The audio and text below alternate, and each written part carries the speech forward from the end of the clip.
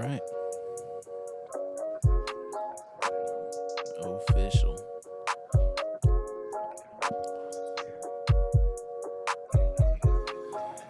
You know, fucking out here. Cheers, man. Whoa.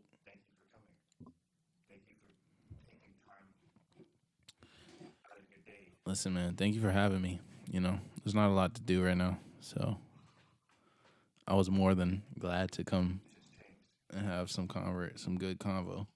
Because this is the second time around, so this is always a good conversation. You know.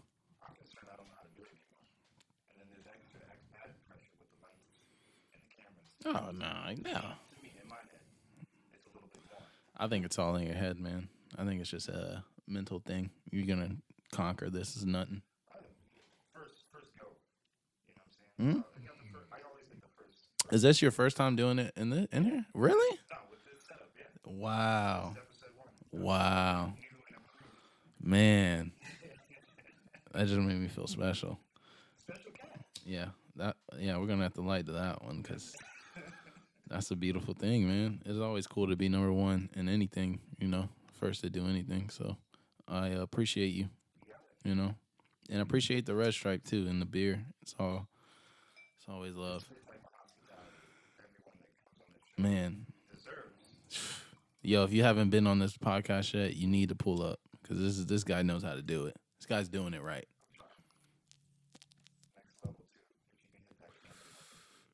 Oh, for sure.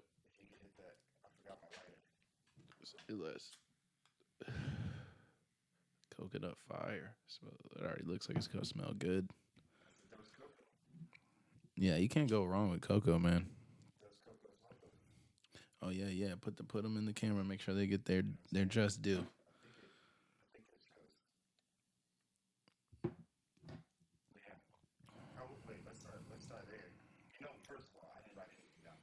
Okay, so yeah, yeah.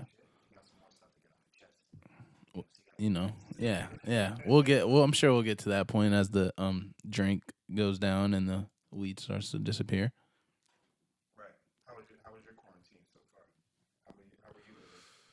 Um, uh, I've been sketched out, but less about. I've been sketched out about the COVID thing definitely because uh my mom's like a breast cancer survivor, and I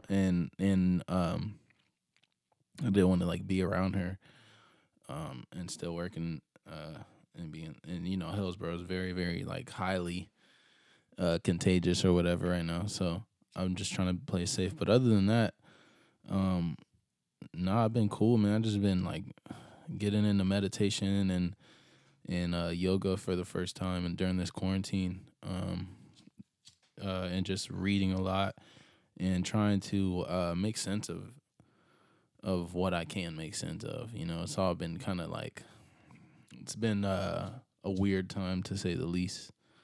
But it's a trying time. I feel like it's good that uh, you know we have things like this and where we can come and like talk about it and get it out. Yeah. So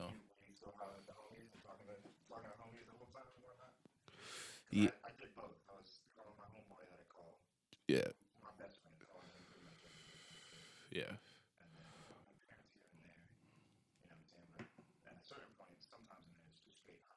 Hmm.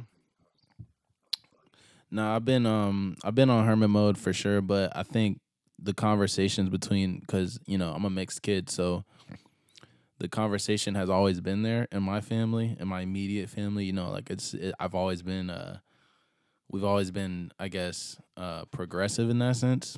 Um, but it's just been hard because I feel like all the triggering and all the things that people feel, it's kind of hard, like when you go on the internet and all you see is what's going on. It's like it's triggering. It's hard for anybody, but it's hard for especially if you're black because it's like, damn, like this is we know this. This isn't new to us. And to have it, it's like the fact that we're still fighting for it at this point is just it's tiring, man. It's so easy to get drained out, and I'll be the first to admit I definitely got drained out, you know, because when the movement first started, I was protesting and shit, but I just like started getting like not just physically exhausted, but just like mentally tired, bro. Like I'm just so tired that of this, like, and I know it's like selfish of me, but my thing is, like we said before, like we were talking earlier, and I was saying, this problem is not new to me, and this is a problem in my art work and my art form that I've been talking about for a couple years now. So it's like, and I'm in the system, like I'm on probation currently, trying still like almost getting off of it. Like so for me, it's a lot less of like I've been trying to fight the system. You know what I mean? Like it's not new to me. Like that's what I'm saying. So it's like, yeah, it's like extra not new to me. Like I'm tired talking about it. You know? Yeah, it's extra, and then it's like people, there's so much attention on it right now because for obvious reasons, you know, you got Breonna Taylor and George Floyd and countless other people that for rightfully so, the attention is very strong right now. But I just feel like when you're like right now, who I am as people know me as a a kid who raps or a rapper or whatever you want to call it, it's almost like they look at us, they look at rappers at not just to me locally, but like just to, they look at rappers like we're supposed to save the day or something. Like we have like what we say. I mean, I'm all for speaking out, totally for speaking out, but I think the best way for me to speak out is to speak from my experience or to speak um from a place of like this is what I experienced and this is how it was for me, and I feel like I've been doing that since day one, so I'm not going to change my approach. You know what I mean? Like I'm not going to change my approach. I'm just going to get more and more in depth with my story because my story definitely includes a lot of that, dealing with the system and dealing with that kind of shit. So yeah, if you want to.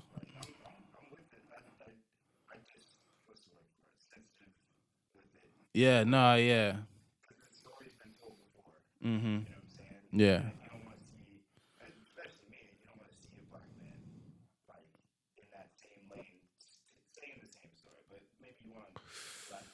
So so for me, it all started like whenever whenever I was like when my parents divorced when I was like 13 or whatever, and my dad moved out. And then that's when, you know, I first started like going outside and like getting the type of freedom I was not used to as a kid, right? And and I just started hanging out with certain kids and shit, and just got into shit, you know, just as any kid does, you know, fights and doing little petty crimes and shit, and trying weed for the first time, and oh, want to hang out with these chicks and all that kind of shit. Like you ever seen that movie Kids? Like that. Like yeah, it was like that was the attitude. It was always like wake up, my mom's gone, she went to work. Like this, like for me, it was like she went to work. If I wasn't playing football at the time, if it wasn't football season, then I was like, oh, let's go to the park. Like what are my friends up to? Like let's go skate. Like can we? I heard what's her name's parents are out of town. Like that's what it was always. Yeah. No, you're good, dude. You're good. Um, but it was like that in the beginning, and that's just kind of how I got into like, I don't know, I guess trouble from like, um, yeah, just hanging out with people, and trying things for the first time as a teenager. Like skipping school for the first time and smoking for the first time, and then that eventually led to I always liked rapping, but I think I never really started rapping for real until I was like 17. And I started putting stuff out on SoundCloud before I graduated. And that was the first time people in my school were like, "Oh man, like dang, you're good. You can rap." And that's kind of where it started. And then from then on, I went to college for half a year, half a semester, and then I just got into too much trouble when I was in Orlando.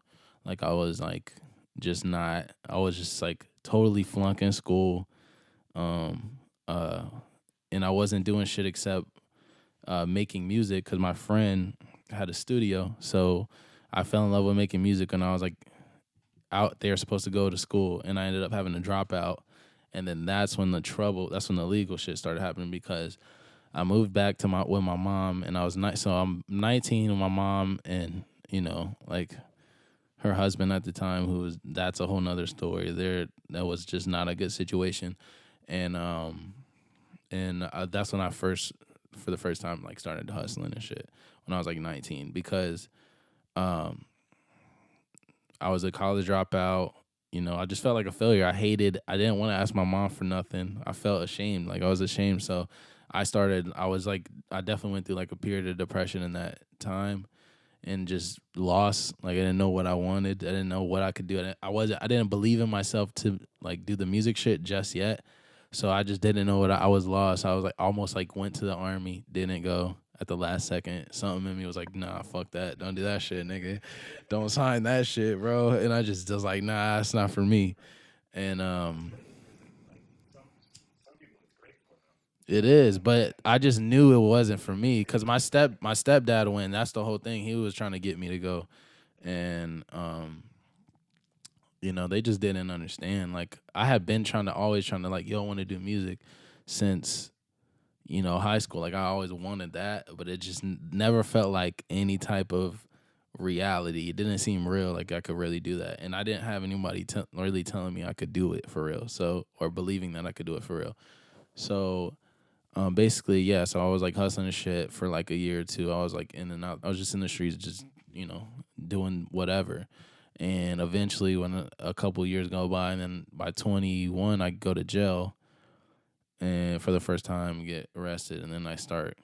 That's when the shit starts. So I get arrested for weed, felony weed charge, because I was with someone who like basically like, yo, drive me over here, I'll re up, and I'll bless you type shit, because I didn't have a car at the time.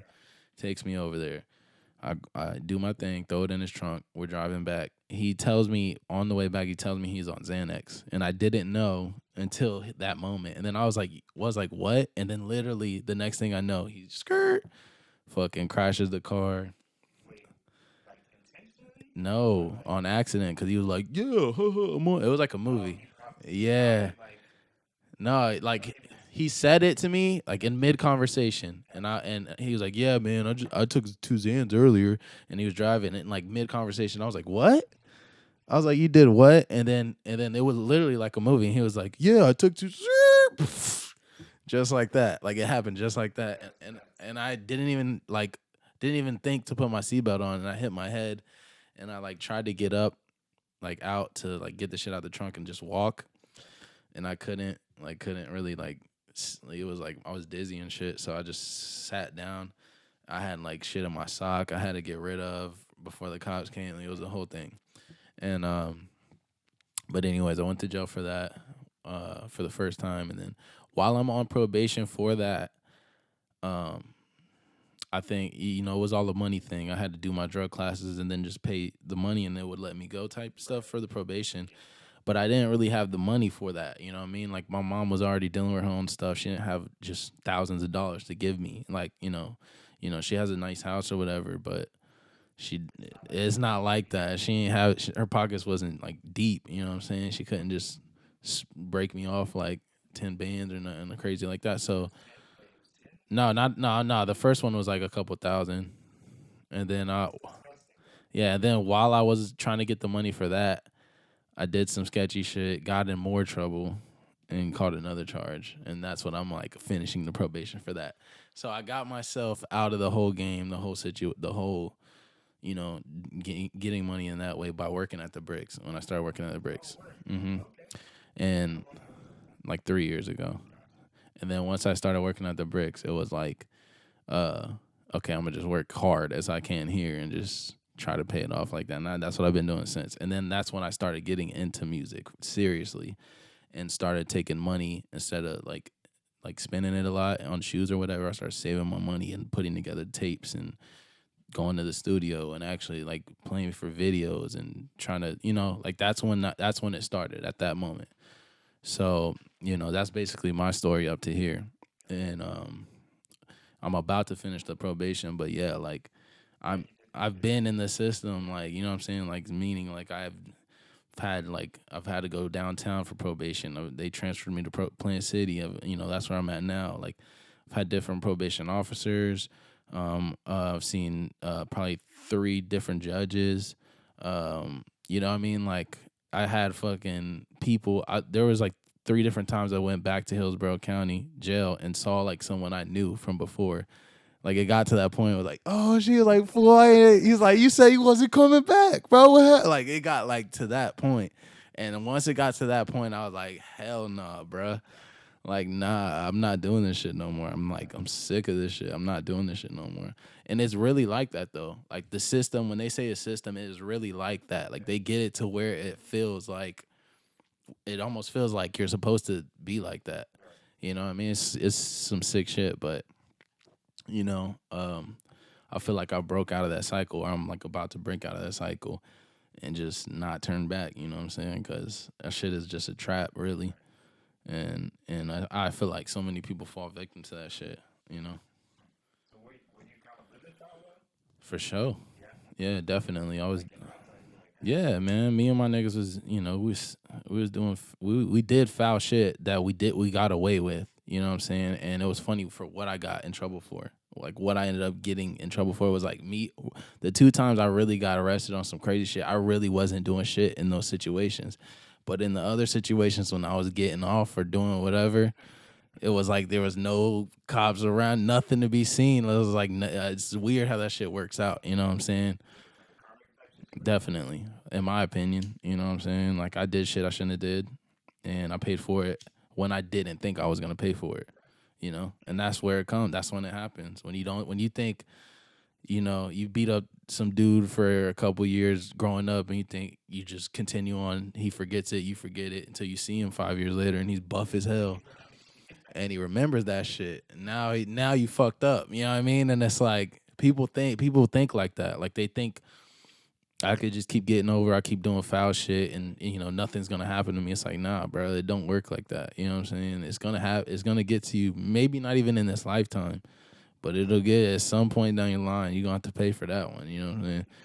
If you just doing vile shit and just taking from people and just hurting people, and then you know what I mean? Like, nah, I don't think you could live like that and live in a righteous space. You know what I'm saying? So I definitely distance myself from that type of shit, that type of mentality. Like I don't hang around the people that I was hanging around, years ago when I was like doing stupid shit. And a lot of those people are in prison and like, or, some of them are not here anymore at all. So it's like, I could have easily ended up in a way worse position than I am right now. So I don't compare myself to rap niggas. It's like Nip would say, because my situation wasn't, I don't have an uncle at Def Jam. You know what I'm saying? Like this is really, I got to do this shit. You know what I'm saying? So I'm coming from a totally different place than, you know, what I feel is other.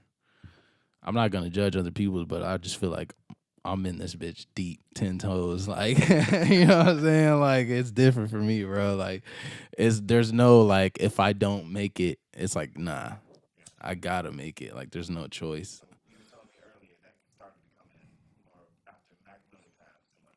Yeah, that's when it happened.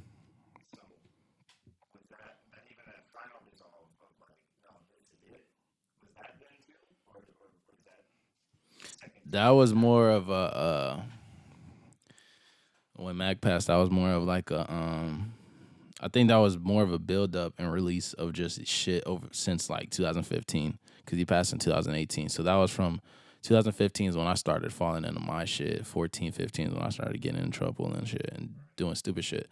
So um, I think it was a culmination of all that time because for years I didn't like cry, I didn't like I just buried it. You know what I'm saying for years, not for years, like for some years I didn't not shed one tear, and it's fucking crazy because now I'm like an emotional ass wreck, but that's from meditating and healing and shit. You know what I'm saying and addressing that type them issues, but at that time, nah, I can think of years, like I was just numb for sure.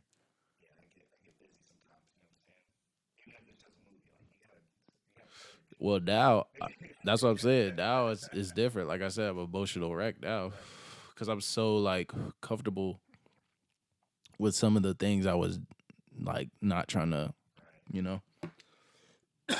But to get back to the topic, when Mac passed, um, it was like from 15 to like 18. I was going through a lot of dark shit, and like Faces and a lot of his music is definitely helped me.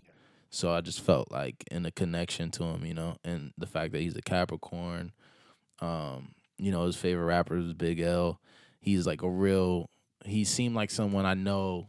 He seemed like someone I knew. Like he seemed like someone I could walk to the park and kick it with and grow up with. You know what I'm saying? So it just felt like I lost a friend, and not just a friend, but someone that influenced me, like someone I looked up to. And it was like, damn, when I make it, I want him and me to be cool, like type shit. Like that's how I looked at him. And so when he died, it was definitely like, it just made me look in the mirror and just, cause he's only 3 years older than me, and so he was 3 years older than me when he died. So I was just like, now I'm 25, and he died when he was 26. So when at the time.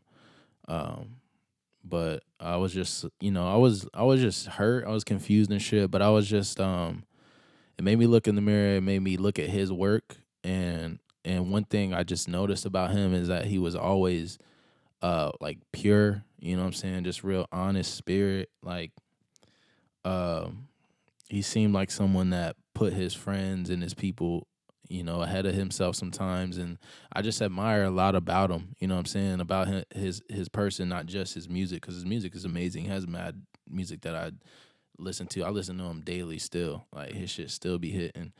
And he got mad unreleased and like mixtape shit that people don't really know about. It's tight. I do. I could show you a playlist. Nah, he has a.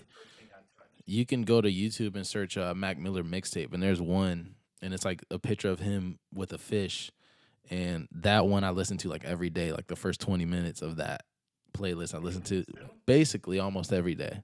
Like there's not every single day, but pretty close. And it's usually when I'm like smoking or rolling up or something in my room or something, and then I'll be like, damn, I want to hear that shit, and it's like awesome. It's all his like classic ass like mixtape, you know, shit. And the thing, but to get back to that is like the thing with him was, it made me look in the mirror, it made me realize, you don't, time is the essence, and he did a lot with his short 26 years. Did so much, like some on some Tupac shit, like, and it just made me think, like, damn, like what have you been doing? You've been sitting on your ass just trying to make some, bullshit money to fuck off. You're not really doing nothing. Like it's like I knew what I wanted to do and what I wanted to chase and what I wanted to be, and I'm doing it now. But at the time, it's like I just knew it and I just wasn't going after it. And it was almost like him dying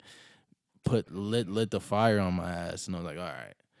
And a couple months later, I wrote and recorded "It's Always Sunny," and then that from that point on, I haven't waited like more than 6 months without dropping something new. You know what I'm saying? Like a new project, and I definitely would give him some of the credit for sure for like getting me to that point. And it's sad, but that shit. I guess it's just how the shit rolls sometimes. You know, it is. It's a weird time.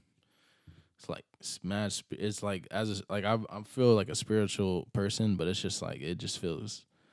It gets heavy sometimes. Out here right now. I am a very spiritual person. And the energy gets heavy sometimes, like outside, just like in the world. And that's why I love weed.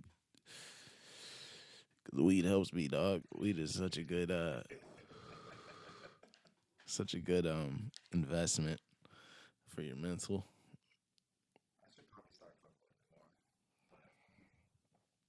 I mean, I don't want to be like everybody has their thing. Look, I don't want to tell all the kids out there. I'm not saying like go smoke a bunch of weed. I'm just saying find what your weed is. Like what's your thing that like maybe brings you back, calms you back down. Like this shit kills my ego. You know what I'm saying? Weed kills your ego because you too high to, you know what I'm saying, to even have an ego. You're like, you realize like you're not as important as, cocaine might make you feel. Cocaine makes you feel like you're the president. You're not. You're some dude in a local bar doing stepped on coke in the bathroom. Like, calm down. You know what I'm saying? And that's the thing is, I love weed because it calms me down. It brings my ego down. I don't feel like I'm better than anybody when I'm smoking. I'm just chilling, trying to get high and just enjoy my little, my little area. you know, that's the shit to me.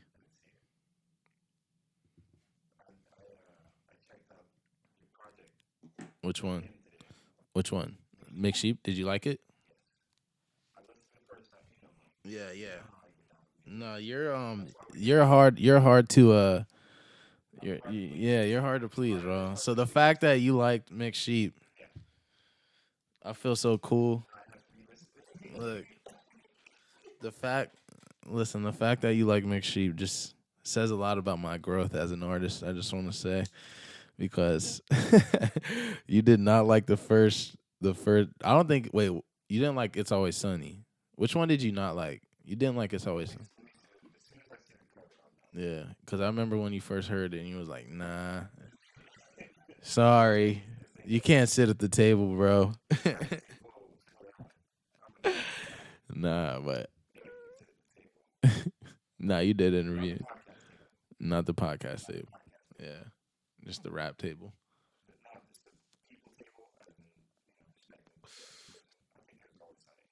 Yeah. The first one. That's the first one.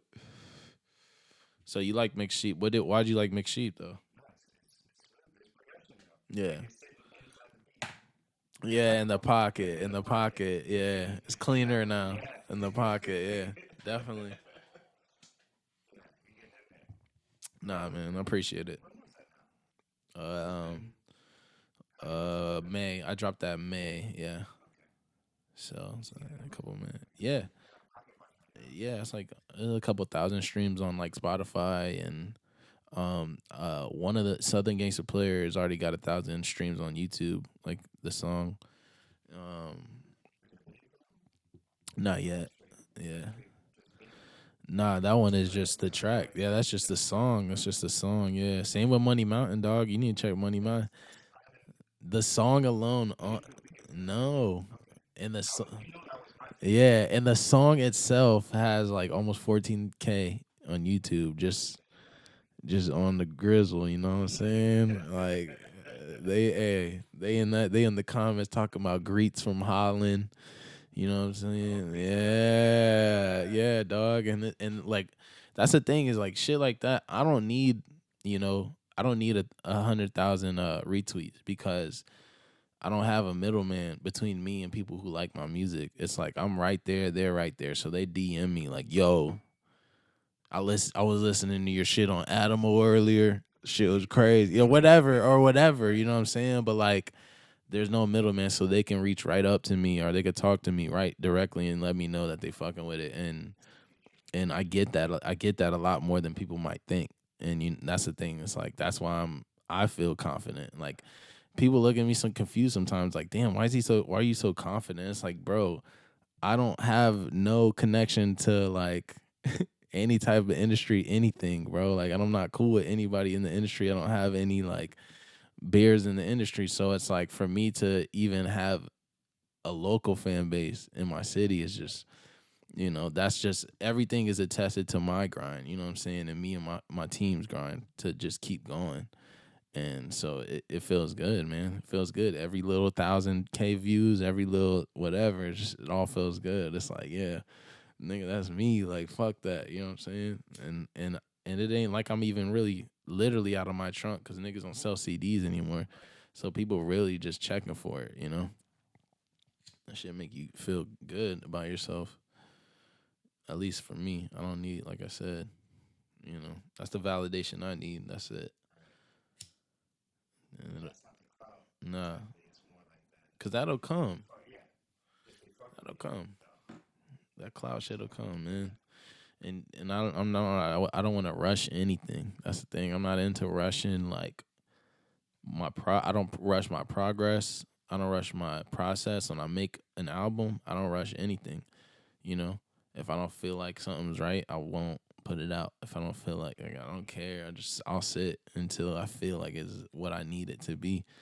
And but at the same time, I do push myself to like, okay, you got to step it up though. You can't be sitting around just yeah, exactly. So it's a good balance, to have. It's a little bit of both.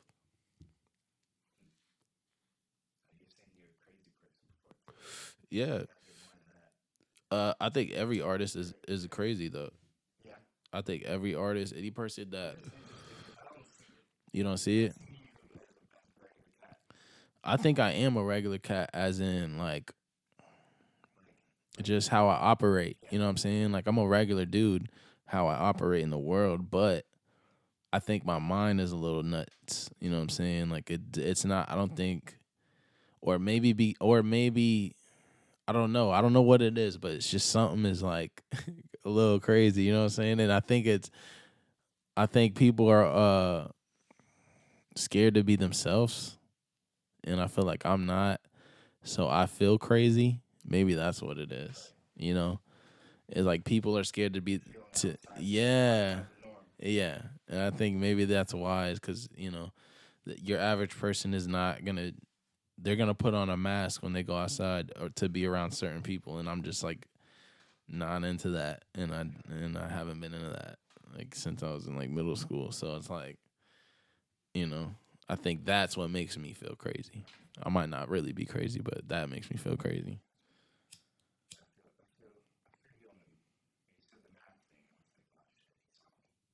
What?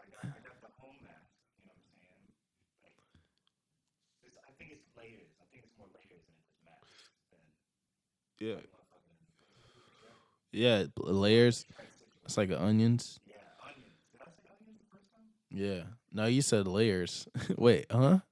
I don't know. I'm pretty smack. Am I? You feeling? It is possible. This is some dank. This is some fucking stanky. It's some stanky, man. I do have the card situation now, But what were you saying? Oh yeah, nah. I think you just everyone has. So we're all like multi people, meaning we all have different faces. That's totally. I don't. I think it's just about being honest in each face. You know what I mean? Because even when I talk to my white friends and I talk like this, you know what I'm saying, or when I go see my cousins in Fort Lauderdale or Fort Pierce, I might not talk exactly the same. You might look at me like what the fuck when you hear me talking to them because that's just a different dialect. That's a different situation. And that's not being fake. That's adapting to your situation. You know what I'm saying? That's just because I know how to move in that situation. I can adapt in that situation. You know what I'm saying? And that people look at that like that's fake, and that's not fake. I just think because I'm a mixed kid and had the privilege of being in both worlds, had to learn how to cross back and forth. You know what I'm saying? And it's helped me along the way, and it's why I can articulate my way. Hell yeah, gotta yeah. You already know what you about to say. Yes, yeah. I got called. Man, I got called all kind of shit. Oreo.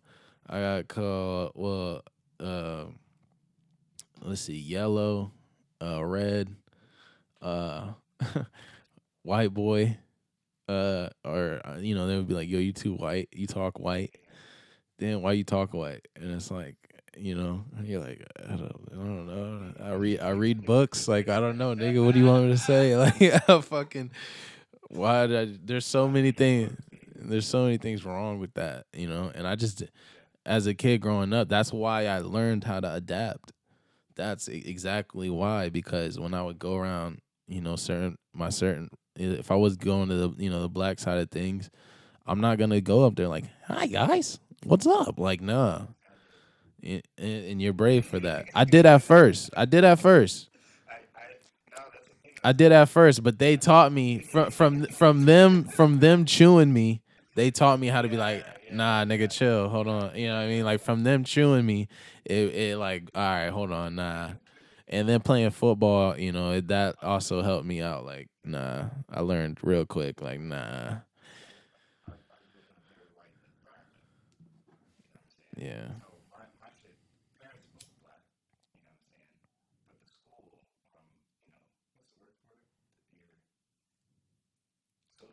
hmm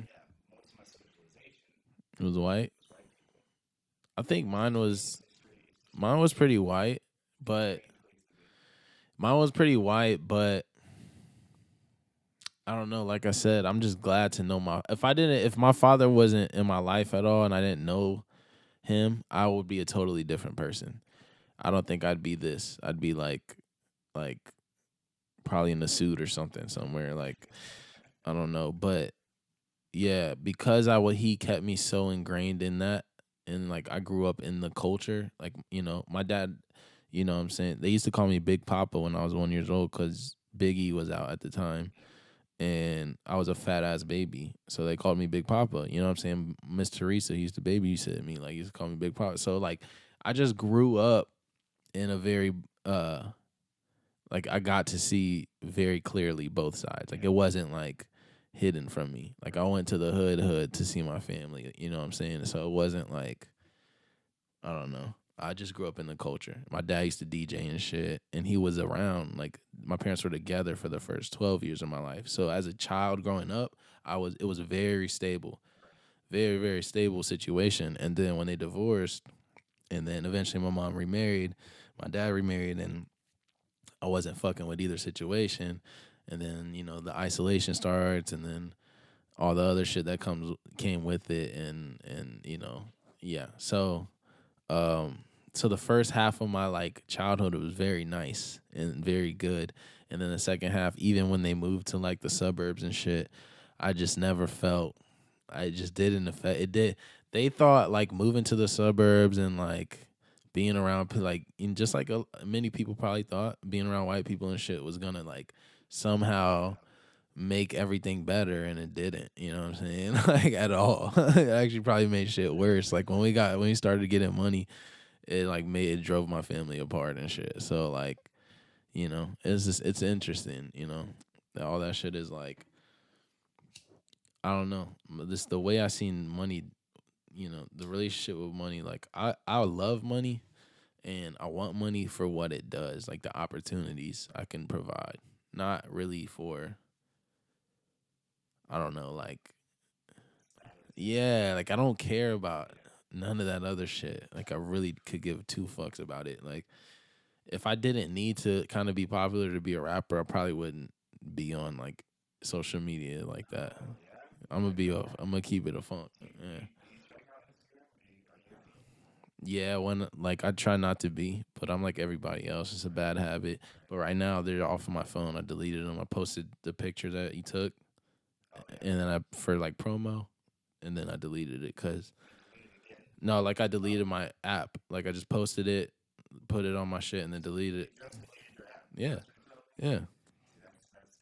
No, I have to. I have to because like I just have to get away from like it can, and then it's a rabbit hole. I'll fall into it, and it's like, ugh, I gotta get away from this shit. Yeah, maybe I should. Maybe I should stop being so. Yeah. See, I can't do that either because then I'm just gonna break in and. Yeah. A day? That's pretty good. That's pretty good. 30 minutes a day is pretty good. Yeah, it's hard to get on.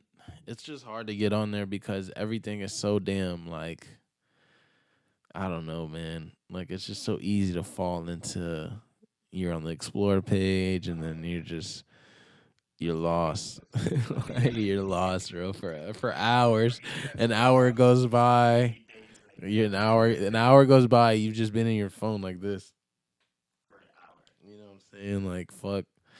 I don't know, man. That shit is just it's tiring, man. Everything I just been exhausted from shit lately. Like social. Like I just love music, man, and I just wish I could just if people would just let me do my music and just pay me. I would be so happy, bro. If I could just do my music, post, keep putting out good music, doing my little YouTube shit, and like tour for a while, and just like, yeah, I'd be totally cool with that. Yeah, like, just let me be and just let me talk my shit, man. That's it. That's all. That's all.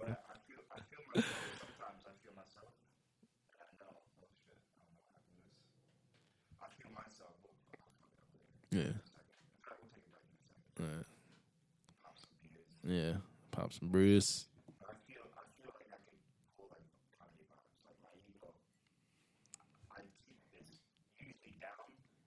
Yeah.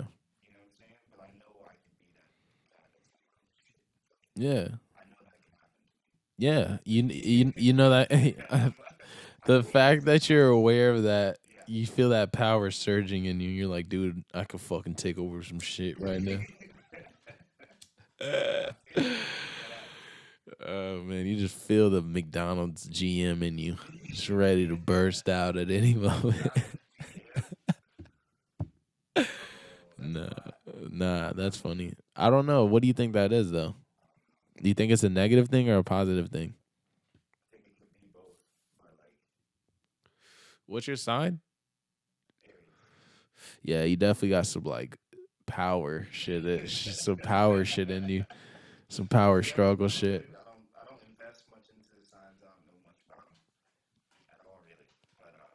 It's interesting.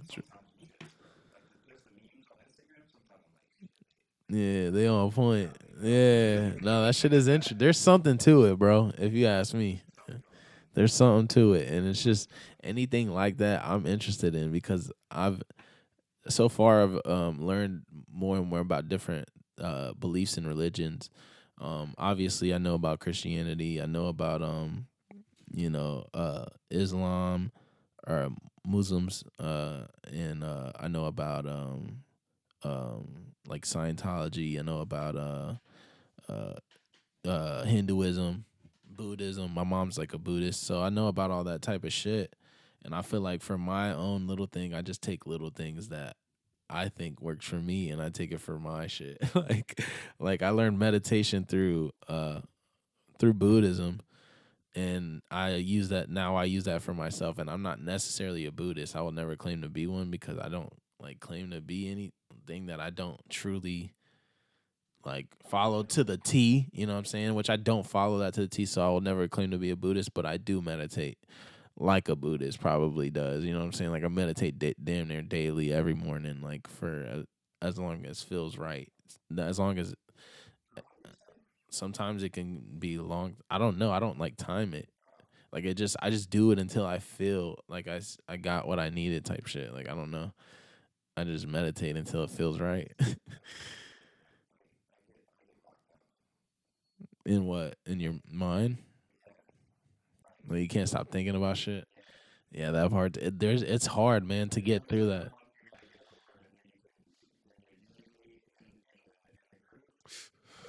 It's all about focusing on like your breathing, and you have to take yourself somewhere mentally. That's what works for me.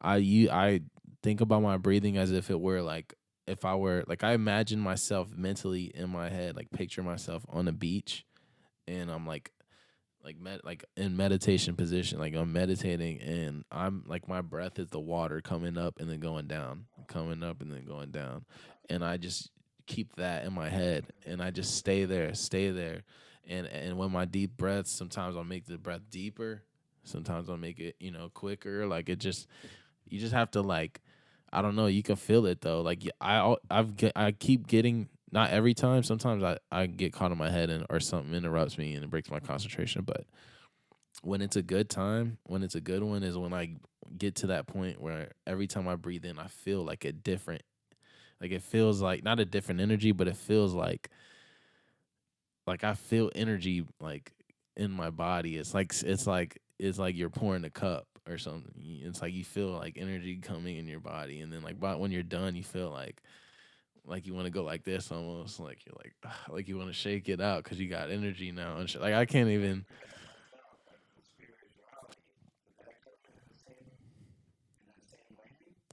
I think that started.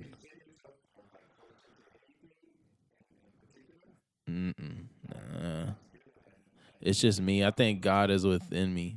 Like I'm within. Like God is. I think God is everything, right? So God is the devil. God is light. God is darkness. Like, cause to me, God is creation. God is like love. You know what I'm saying? So it has. If it's if God is love, it has to be hate too. You can't, in my opinion. You know what I'm saying? I just believe in balance, and I believe that, um, like we're all part of this weird ass.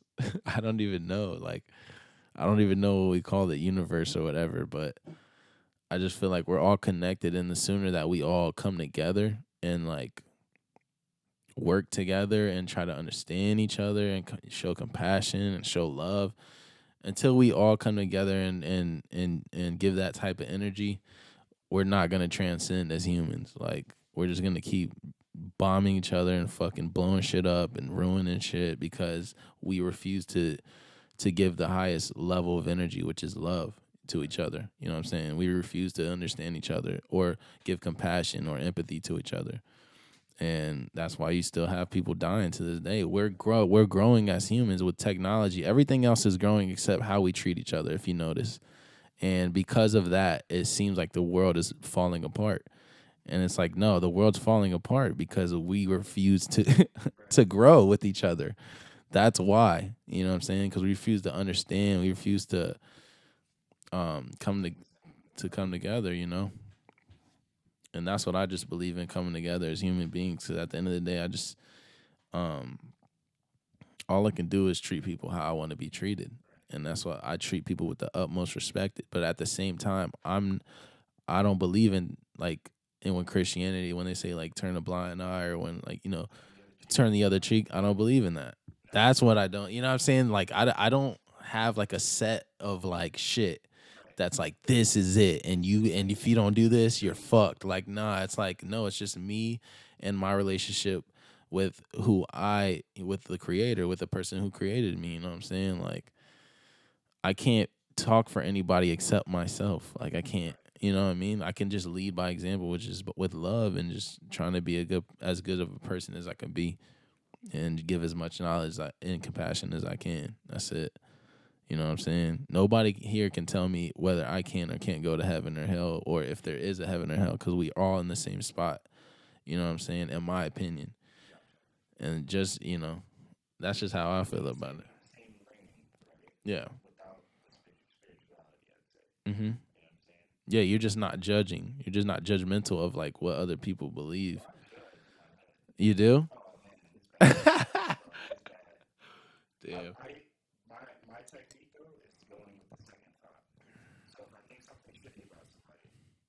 hmm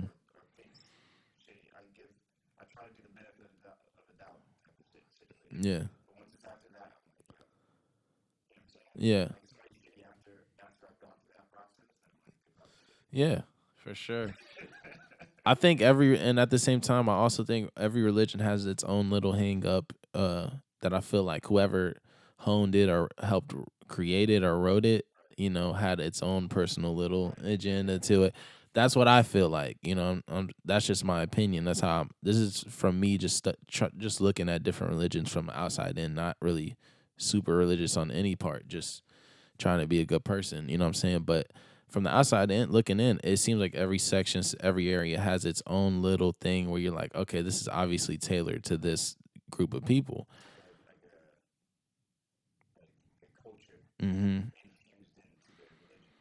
I mean, I look at it like teams. You know what I'm saying? Like in the fucking like in the sports teams, like almost like that's what it seems like. Because at the end of the day, they what do they all want? They all want the championship. They all want the highest form of energy, which is love. That's what every religion claims to want or claims to want to give. But if you don't believe what they believe in, then all of a sudden that's out the window, and then it's like I don't understand that. This is just me trying to literally understand. I'm not like attacking anything. I'm just trying to get what I mean.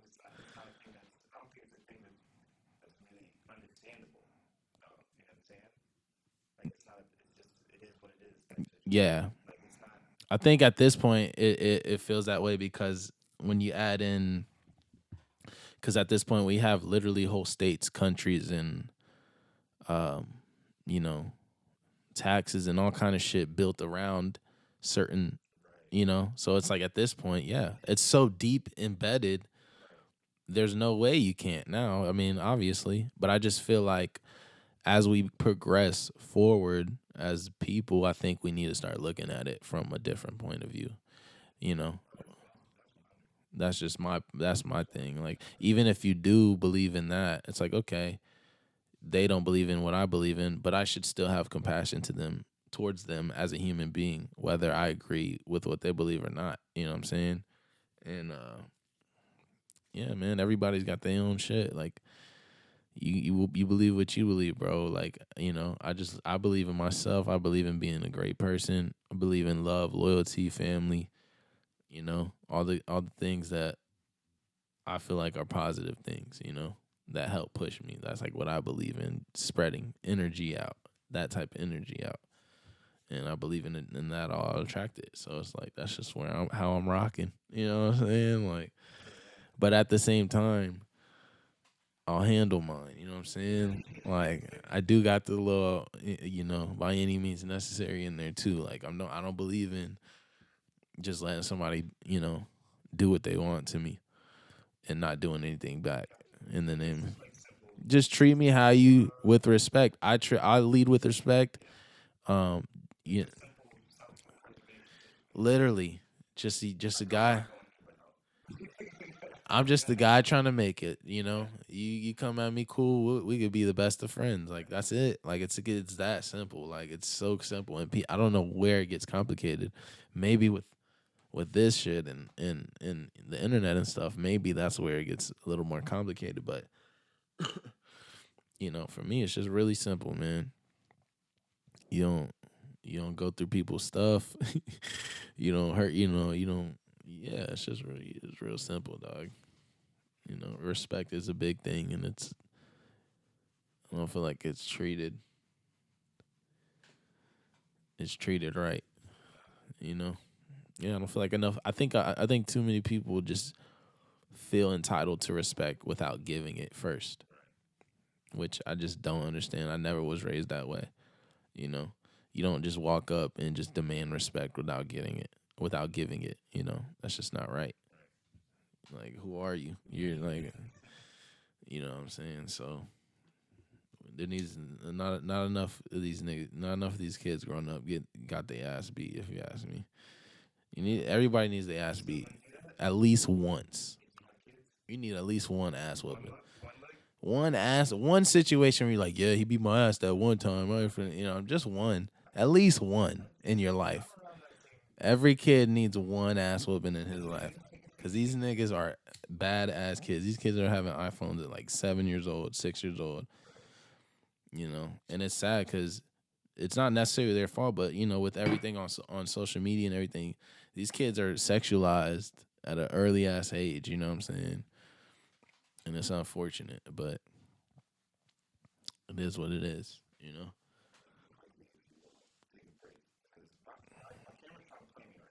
All right, let's do it. I'm out.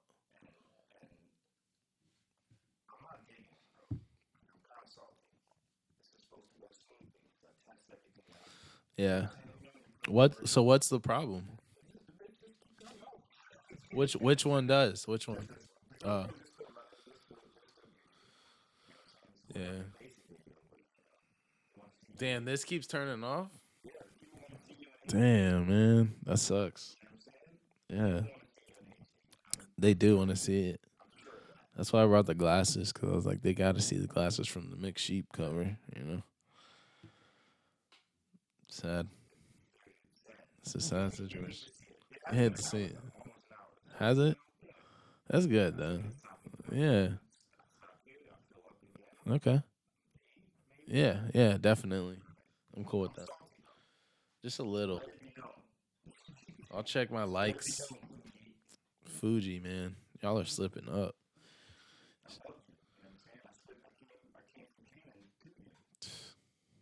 Fuji on that foo time right now.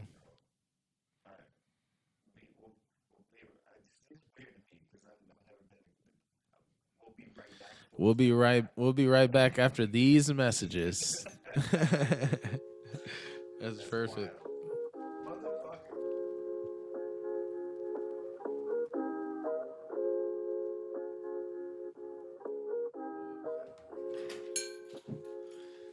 Niggas is lit. I might roll another dubs. I might roll another dubs up for round two. On here? No, I'll just roll it right here. Yeah. Oh yeah. We're super good. We're good to go. Red stripe. Thanks. Yeah. Why?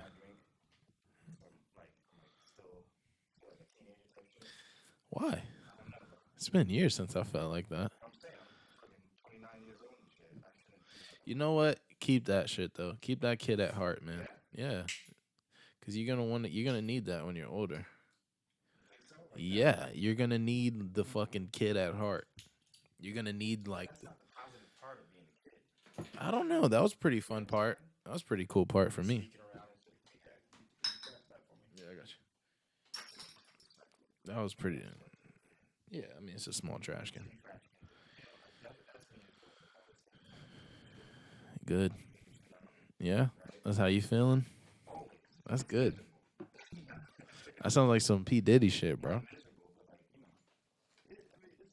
Can't stop, won't stop. Nuh-uh, nuh-uh. Which one am I gonna smoke? What do we got here? This is called LA Confidential. This is called. This one's barely any left, but this one is called what's this, Gorilla Glue? I don't know. It's like G Star. I don't know what the fuck this is. I don't know what that is, but that shit hitting though. That shit smoking like a motherfucker. It's all solid, bro. I gotta hit that store tomorrow actually. For the re-up.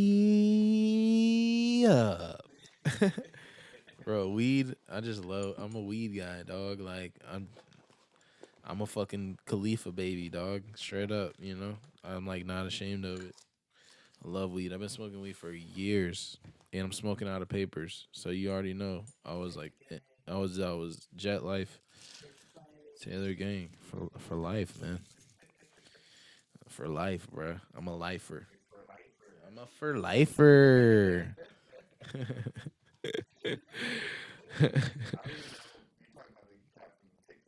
Yeah. Nah, I was talking about the. I be thinking of the homie from next Friday, Chico. You know, when I think of that dude, was it when he had the beanie all the way down to his eyes? Nah, that's just me. I'm younger than you, dog. You got to think. I'm. I know, but that when that movie came out, I was really a jit. Like I was a jit. You know. Yeah, exactly, exactly. When the first Friday came out, how you felt is like how I felt when you know. Or Friday After Next is what I'm talking about. Friday After Next, when Friday After Next came out, I wasn't legit, but I was young enough to like get it, and I was like, oh, this is great. Like I was tripping, you know what I'm saying? And I love that movie. So they're all classics. They're all hood classics, bro. Like they're the best movies if you got some weed and like you want to laugh. You got a homegirl or your homies or something. You just need a movie in the background while you laughing and smoking. Definitely, it's like a how high. That's funny too, though. That's funny too, man. That's funny too. That was your Friday After Next, Pineapple Express. Those are all funny as fuck, though. I love those movies.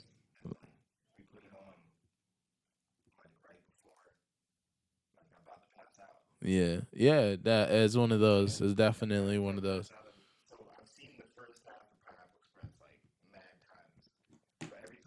Yeah, you always see the beginning, and then you're just zone gone. You know, super bad. Actually, Jonah Hill's character was supposed to be played by Seth Rogen. originally. Yeah, but by the time that by the time they actually were making the movie, Seth Rogen was a grown ass man, so he couldn't be fucking 17 anymore. That's a fucking crazy story though. When I found out about that, I was like, that's. I tried to imagine that movie with Seth Rogen, and I just couldn't. I was like, damn, it's funny how shit it could have, but that's Jonah's. That's Jonah's part. Like that's Jonah's part. Like, it was nah. He was the first movie I think he was in was 40-year-old virgin. He had that part when he walked in to the eBay store and he's like trying to buy like the he's like trying to buy the he's like trying to buy stripper shoes or some shit. He's like, okay, I'll just give you the cash right here, right now. I'll just buy them right here. Yeah, you gotta watch it. No, no, that shit. Yeah, I kind of fuck with like all of them. I'm just a big Jonah Hill fan. I really like Jonah Hill. Did you watch his movie, Kids? Did you watch his movie like '90s or was it mid '90s? I called it Kids because it feels like Kids. Nah, it's tight. It's like the Kids, the newer version of Kids. It's pretty tight than the real. No, the real. Than the hell yeah, they're more polite. Nah, we used to say fucked up shit too, like that. Like we used to say the f word, like normally. Like I'd be the first to admit it, and I'm not like happy to say it, but growing up, and you got to think I used to skate and shit for real, like when I was younger. So we really used to just we were just little punks. Like we used to say fucked up shit. You know what I'm saying? We didn't think about it. We looked at chicks like misogynists. Like that was all part of like I don't know. That was just like I thought that was normal. That was what was expected. Like yeah, I don't know. And it was not only was it normal back then though. If you think about it, it was like accepted. Like it was like almost like expected. It was weird. Like looking back, it was like no. Not only did people not like stop us for saying shit that like that, but they kind of were like, oh, yeah, like they didn't. It didn't. It was yeah. It's pretty fucked up. Damn, where's my grinder at? Yeah. Oh shit. Thank you, sir. Appreciate it. A little bit. I just remember the carefreeness of like I just remember like I just miss uh how everything kind of seemed. It just kind of seemed like nobody gave a fuck. It's just I can't even explain it. But like growing up watching like DMX videos and shit, and like I don't know, it just seemed like a different time. I just can't. I don't know what it was, but it just seemed like a more. I don't even know what it was, but it just was different. It was a different time growing up than like it was different America than it is now. You know, and I don't even can't even really pinpoint exactly what, but I know it has to do with like technology. You know, has definitely changed a lot, and how we operate with it. It's changed so much, and in that changing, it's changed everything around it. You know what I'm saying? How we dress, how we look, how we what we accept as a society, all that shit, and it's just weird being here and like being a part of it. It's like, goddamn, I'm at a point in history that's gonna be remembered, and I'm gonna yeah, and then like we're here and like really living in it. I'm gonna be able to tell my grandson one day that I fucking shut 301 down with protesters. Like what kind of you know what I mean? I'd never imagine I would be able to say some shit like that. Even a year ago, I'd have been nah, not a year ago. If you told me that in 2015, I'd have been like, nah, I'm marching for what? Nah, nah, more like 2010. Because that's true. If you would have told me Kobe would die, rest in peace, I wouldn't have believed you. I would probably would have fought you. Actually, probably would have punched you in your face. I would have been like, nah. Not only is he not gonna die, but now you have to get stomped out. But nah, like that shit. Fuck, man, that shit was so. I was at work, crying, boo hoo, crying, like boo hoo, crying, like, and I couldn't believe it, bro. It was just I was so fucking damn. That shit was hurtful. That shit, I was like, bro, this shit is crazy. I was like, dog, this has to be how motherfuckers felt when like Tupac died or something. Like, I couldn't even. Yeah, and I know where I was, and the thing that I just never cry. I never thought I'd cry that hard for someone I didn't know. I cried a little bit when Mac Miller passed. I like some tears. I'll be the first to admit it. When Nip died, I cried for real. Like not boohoo cried, but like I cried. And then when Kobe died, I was like a baby, bro, because I just couldn't. I was like, yeah, nah. I really grew up on Kobe. Like I'll tell you, the first time I really got into him, first time I really saw him play was in '01, because my first one of my basically my first favorite player was Iverson. Um, it was really Steve Francis, but he fell off pretty quickly. But it was Iverson after him. And then when I saw them play each other in the '01 finals, I gained a lot of respect for Iverson. I still love Iverson to this day, but from that point on, I was just like, yo, that number 8 cat, man, he's just like, who is that? Like, and he was my in '01, I had to be like 7, 8, right? Yeah, hold on. I was born in '94. Yeah, 7. So I was 7. So like yeah, so it was like I was like 7 or 8, and that was my first time really watching it. Yeah, that was my first time really watching basketball and kind of understanding it. And from I started watching it basically around that '01 team when the Lakers beat the Sixers, and basically from I kind of my brother was a huge basketball fan, so even if I wasn't watching it, I kind of knew who was who and what was going on, So um, basically, when not until like, but yeah, until at that point I was a huge Lakers fan, but not until about 2000, like I would say 8, 9, did I get really into basketball where I was following every season, and I was like around '08. '09 is when I was like deep. From that point on, like I could tell you everything because I was watching everything. Um, and that's when I watched Kobe win 2 more rings. He went to 3 chips, but he only won 2. But I watched it with my brother, and it was tight, man. Those are moments. No, those are he won 2 without Shaq. He won 3 with Shaq. He got 5 overall. He's been to 7 championships. He's been to 7 finals, and he's won 5 of them. No, I know. Trust me. You're asking the right nigga. You're asking the right one. I promise you. You see the jersey? I got the motherfucker on right now. I don't cap about that shit. Like I know my shit. I know his fucking stats and shit. I know his career average and shit. Like I'm a real fan for sure. You know. And I think it's just more about his. It's not. It's he was a great player, but I think a lot of it has to do with his mentality towards the game, and is something I always looked up to and respected. And that's how I always wanted to come towards my shit and the rap shit. For I would have to say for me, yeah. I mean, yeah, I like Kobe more. I think Jordan's better, but I liked Kobe. Kobe fit like my era. Yeah, like that's who I watched. I didn't get to watch. I was too young when Jordan was doing his thing, so I didn't get to really notice. I didn't really watch that, but I watched Kobe. Not flinch when Matt Barnes, was in his face. I watched Kobe. Yeah, I was watching that. I watched Kobe fucking drop 60 in his last game. Like I watched that like live, you know what I'm saying? And there's like other times, there's just moments that I remember.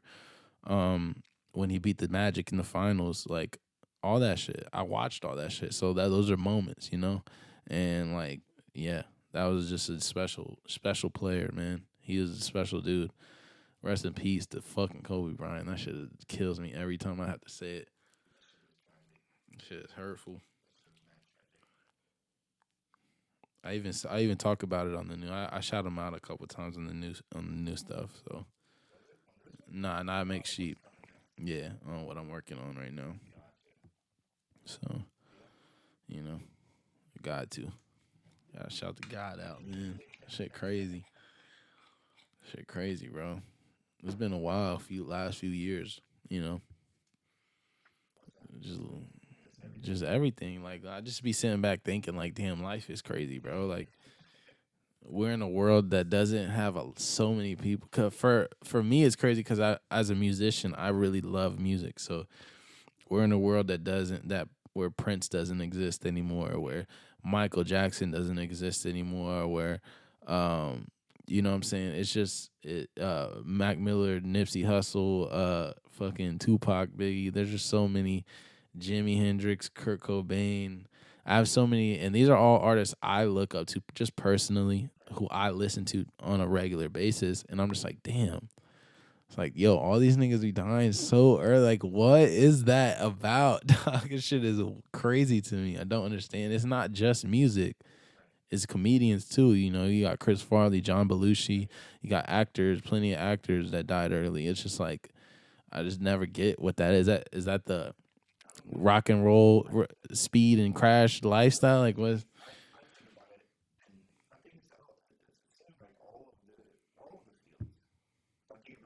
Any creative, yeah, anything, yeah, entertainment, any sport. Well, not sports, but just anything that has to do with entertainment and like fame, where it's like entertainment, fame. Uh, I don't know, man. I feel weird about fame. I feel like that shit is weird or something. You know, it kind of freaks me out a little bit.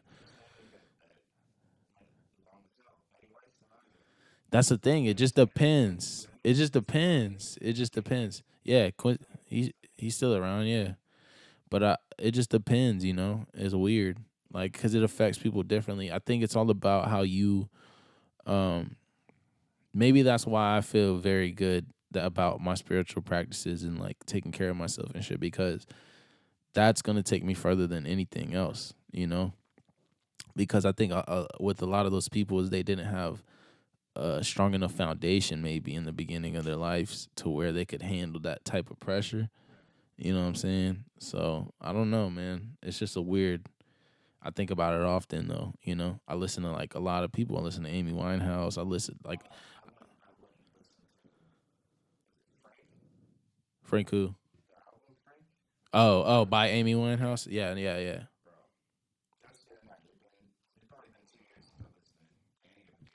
Man, her voice is so fucking tight, bro. So tight. Yeah. She has yeah. She has the one she said, the Mr. Jones.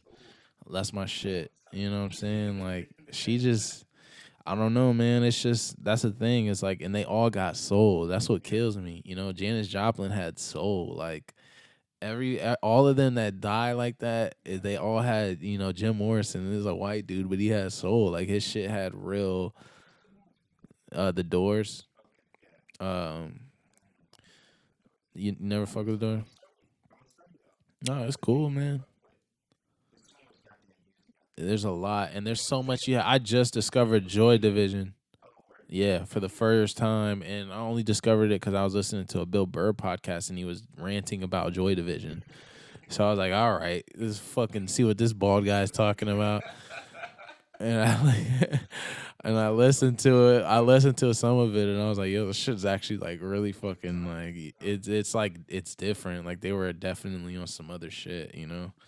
And so, but that's the thing. I've always been open to you know, new shit, new music, new different. I listen to all kind of shit. You know, I listen to jazz and shit. I listen to Miles Davis still.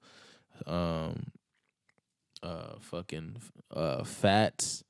You listen to like that classic shit, like what's his name? Fats Wallow. Fats Wallow, is that his name? Fats. We gotta look it up. Yeah, we gotta look it up. Fats Dominoes. But you can go back as far as that. Yeah, just the OG, you know, Louis Armstrong, just classic horns and fucking um all that cool shit, man. My favorite is probably Coltrane, but like all that shit is like dope. You know what I'm saying? I like to listen to that shit. I love funk too, man. That G funk and the in the classic funk. You know, it's a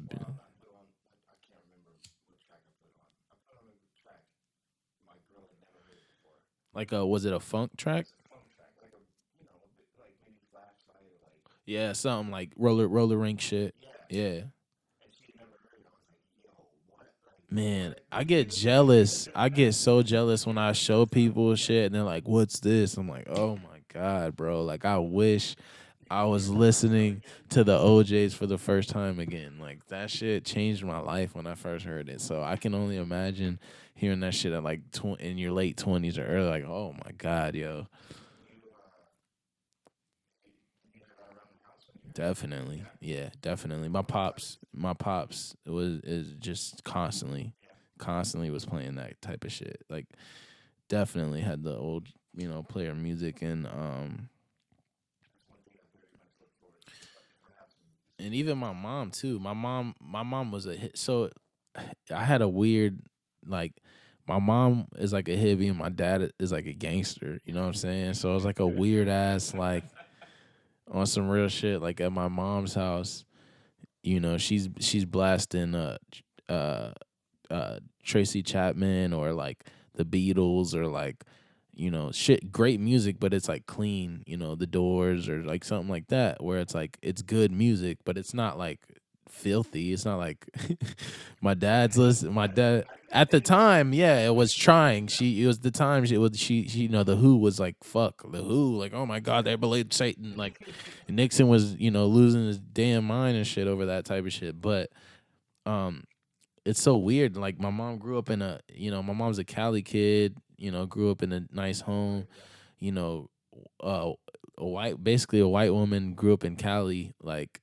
white girl from Cali type of vibe, right? That's my mom, hippie, fucking bohemian, that's my mom, right? And then my dad is like from like Fort Pierce. Like if you ever heard Me Against the World by Tupac, like the album, you listen to that album, that's like how my dad grew up.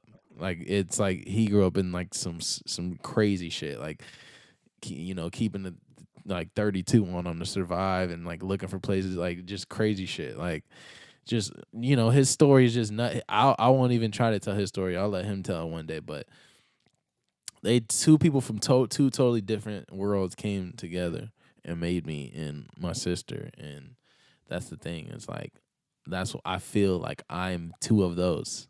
Like I'm those two things together. That's what I literally am. You know what I'm saying? So I have that hippie aspect in me, and I also have the other side as well. You know what I'm saying? And it's just a funny thing to like see, because I never knew I was kind of. You grow up to like you grow up and you have a style about you, have shit about you, and you don't really necessarily get why until you start looking back and you're like, oh, okay, this is why I'm like this. It's funny, like, yeah,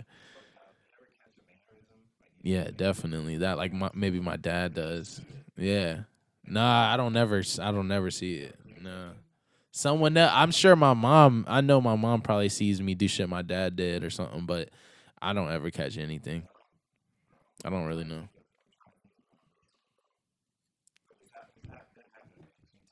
I know there's shit you probably like. Yeah, like yeah, like if you bite your nail, if your dad bite your nails, you bite your nails too. Like shit like that is weird, dog. It's so weird. That's genetics, man. It's all about genetics. It's like all real. It's real as fuck. You get certain things from your dad and certain things from your mom, and certain habits from your mom and certain habits from your dad. It's an odd thing, man. Makes you think twice about having a kid with just anybody. Let me say that.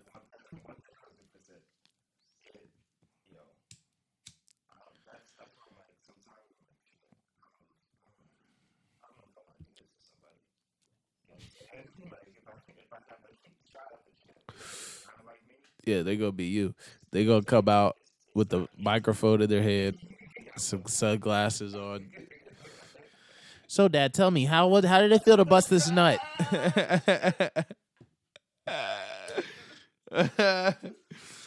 Oh shit! Hey, Dad. So talk to me for a sec. I know that's exactly how you sounded, bro. I could just tell. I could just tell, bro.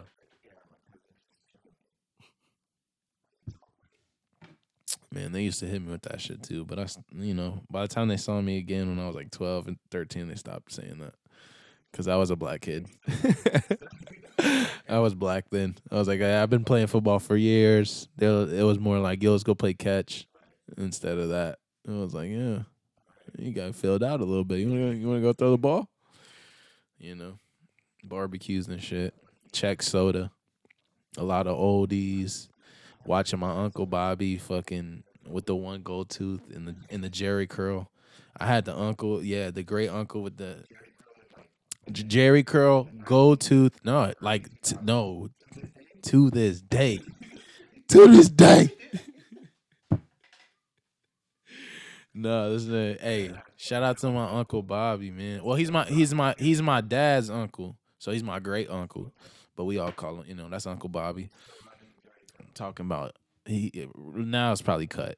I'm sure it's not there still, but I grew up going to my Aunt Lassie's crib. My Aunt Lassie and my Uncle Bobby, they had a house, and the whole family would pull up there after hanging out at the barbecue or whatever, and we'd all pull up there, and they'd all be playing dominoes or whatever they was doing, and yeah, he always sports the I ain't seen him in years. I'm gonna see him real soon, but he always sports the gold tooth, the one gold tooth right here. Like he looks like your typical classic like '70s Southern player pimp from back in the day. You know what I'm saying, with the cognac and the towel and shit. Like, you know what I'm saying. So I'm just glad I got to have that culture. Like I got to grow up in that as well. It wasn't just you know good times. It wasn't just suburbs. It was like I got to see everything and I got to experience everything. And I love those times. I love every minute of each time, looking back, because it just all made me well rounded, It all taught me something different. And now I can move in any room. I feel like I'm confident enough to where I can move in any room. I could put a suit on and you won't even know I had tattoos. That's why I didn't get my hands or my neck hit on some Yakuza shit. You know what I'm saying? I just throw the suit on. They're going to be like, oh. And then I just start talking like, yeah, so Brad, I was thinking for the development, you know what? They're not going to know a thing, you know what I'm saying, until it's too late and they sign the deal. And then I show up with a shirt on, my stripper girlfriend. And then they're going to be tripping like, what the fuck? Who did we sell this property to? You know what I'm saying? Like, that's my whole shit. Like, and I learned that from my pops. Like, my pops has always been that type of cat, you know what I'm saying? Like, because he's a firefighter, but he's a black man, dark man. So people would always ask him, like, so what do you do? And he would, like, leave them guessing and, like, make people nervous and shit. Because my dad he's a black man. Like, he's a nigga, bro. Like, he pull up with the rims and the trucks and the system and shit.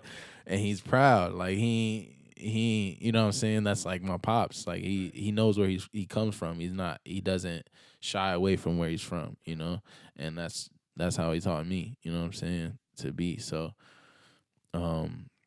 just to be proud, to be proud to be black, not just be quiet and be black, but you're black, you're brown, and not only is that okay, but it's a blessing, you know what I'm saying, and you shouldn't take it as it's a curse. It's a blessing.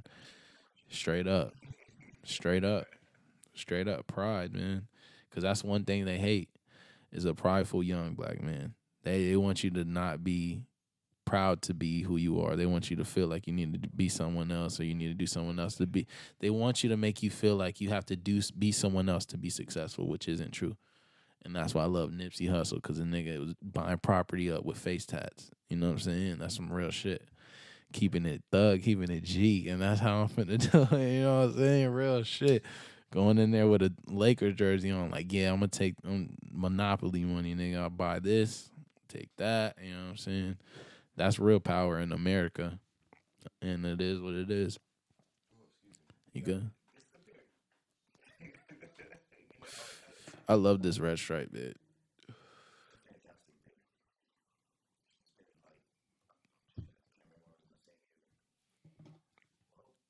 What are you gonna talk about? Red stripe? Oh yeah.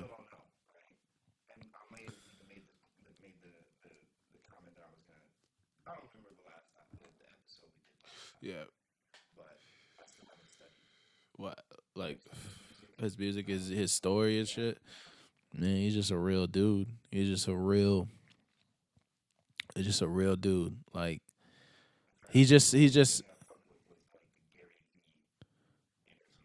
oh where you just watch more, man. Just watch more. He did one with Rap Radar that I really like.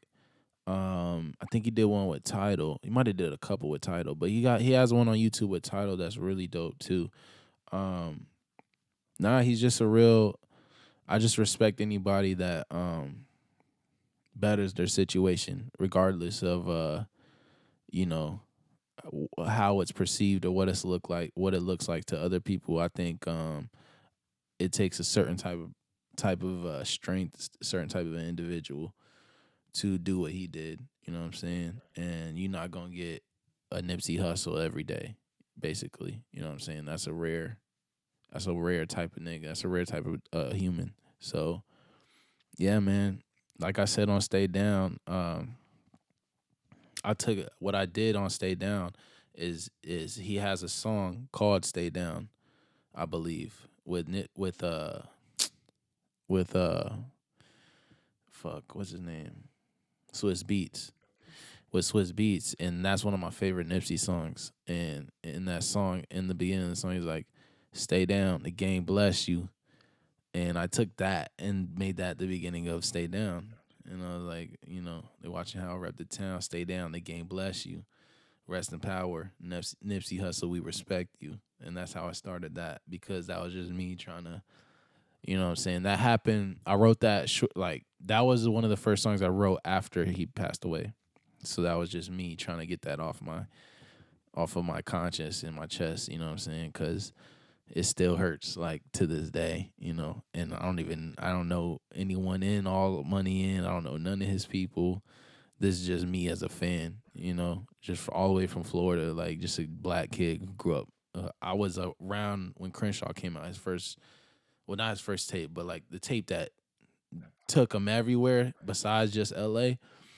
From that point on, I was a Nipsey fan. Like I was rocking with him. You know what I'm saying? Since I heard "Check Me Out," because Dom was always one of my favorite rappers. So yeah, man, it just hurt. It just hurt different. It was like it felt unfair. It was like this weird thing. I'm like, damn, bro. Like as a black kid right now, it's rough, bro. We're losing all our heroes. We losing everybody that we like. You care. It's like you. It's like you grow up and you lose real friends, and that's one thing. But when you start losing the people that represent you on a bigger scale, it hurts. It hurts to like a different degree, And for me, Nipsey was just another one where I was just like, damn, bruh. Like I was like, I can't deal with this shit right now. This shit is like definitely triggering. You know what I'm saying? But um, you know, time heals everything, and the only way I can really do anything about it now is just pay respects and give props and give respect when I can, which is what I try to do. So that's it, and just be as take his advice and see his interviews and dissect some of his knowledge that he had and apply it to my situation. That's all I can do from this point. So yeah, that was a tough one. That was really a tough one for me, at least. Shit was a real rough one. Yeah, man. He's got some shit on YouTube you should check out. Like he has a video where he describes like how him and his brother bought the property they used to sell in front of, they used to hustle in front of and shit. Yeah, you got to check it out, man. His story is a real. It's an individual story. Like he. I don't think there's another story like his. His is very one of one, and that's I respect that shit, man. Cause coming from where he from, that's not easy to do. That's not easy. Crenshaw, like, nah, that's not an easy place to come from, bro. Like, and that's well known. Any nigga from any street knows that's not an easy place to come from. So, you know, hats off to him. He a legend for sure.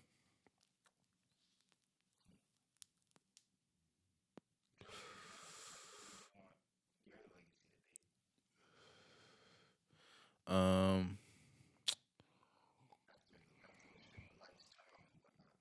I think I would just want to be known as someone that like was just represented where he was from, was honest, people like a people did it for the people, like a people's champ. You know what I'm saying? I didn't do it for a gold watch and a bullshit ass car or whatever, or like I didn't just do it to get a quick buck. Like I'm in it for the long run. I'm in it for the people. I'm in it for to give an honest perspective, my perspective, an honest one to people, one that they could trust, um, and one that they could feel good, the one that they feel can represent them. You know what I'm saying? I feel like I just want to give people that same feeling that hip hop gave me when I fell in love with it. You know what I'm saying? Because I fell in love with rap in probably the early 2000s.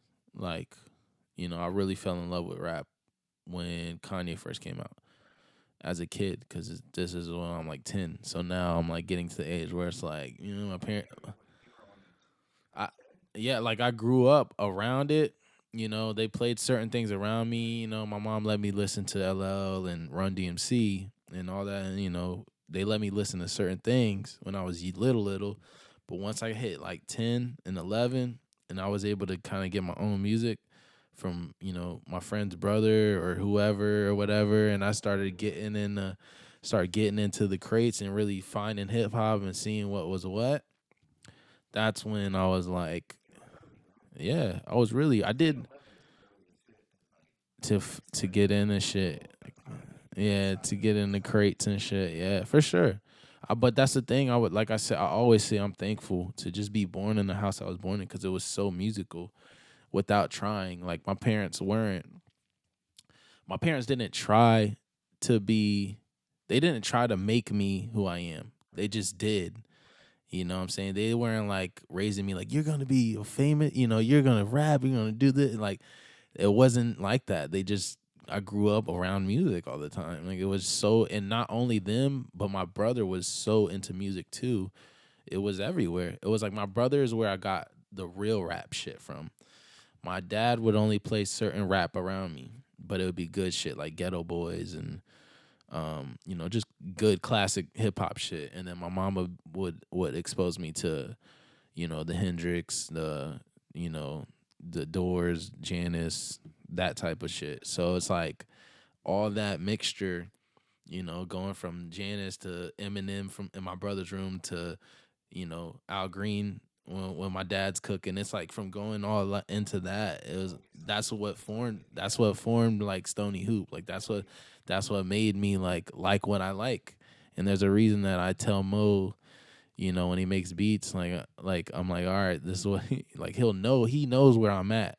We talk before he makes anything, just as bros, and we talk and conversate, and he'll know where I'm at, you know, and he'll make it off that.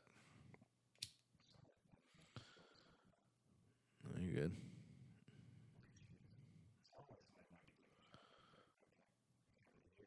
You can't. You can't hear.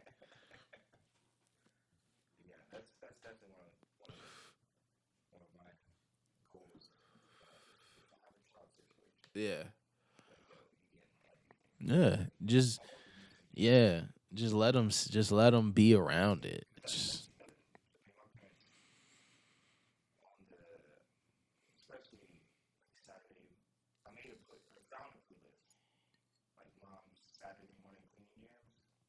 That's the one. That's the one. And my mom used to play a lot of Sade. That was my mom's shit. And my mom is tight. Like, my mom is tight. Like, she goes to different places with the music. Even now, sometimes, like, I'll walk in and she'll be painting to like some fucking, you know what I'm saying? Yeah. Yeah, my mom's an artist. Yeah. She's an artist. My dad, used to DJ. Like, yeah, like they work their jobs and they do their thing, and because they do their thing, I'm able to kind of do my thing, you know what I'm saying? So it all works out. But yeah, it definitely is a creative space, but between, it's a free to express yourself type of energy. It is. It's tight. And I used to take that type of shit for granted, but once you go around other people's families, you're like, oh, you can't say what? They won't let you do what? Oh hell no. You know what I'm saying? But I don't know. I've been through a lot in my family, and I think my parents respect me at a level because they know I've been through a lot, just in my personal life, and they seen it, so they kind of like get it a little bit now than before, you know. Yeah, because when you're young, your parents just don't. I don't think anybody. I think just the world doesn't get you when you're young, like, or you don't get the world. Maybe it's like I don't know, but when you're young, when you're young, I just wasn't, I just wasn't listening. You know what I'm saying? Like I just did whatever I wanted to. Like I don't know. I just was a bad kid, bro. I just wasn't. Authority was just I just didn't listen to authority. I was like Bart Simpson. You know what I'm saying? It was like that. Like it was not good. Like my mom. I swear to God, I hope to God she never gets like interviewed about me because she'll go off talking all kind of crazy shit. Nah, she'll give the dirt up. Like she'll probably say all kind of shit that I did, but I was yeah, it wasn't. But I was a problem child for sure. But I got a lot better. You know what I'm saying over time. And now it's such a 180 now that it's like I'm proud of myself. Like, damn, didn't see it going here. Like, I thought it was gonna go the opposite. And now I'm here, and I'm like so thankful every day. I'm just like, damn, you keep doing something better. You keep going in the right way. Like, just stay with it. You know. But what would Nate Dogg say? One more day. That's my shit, dog.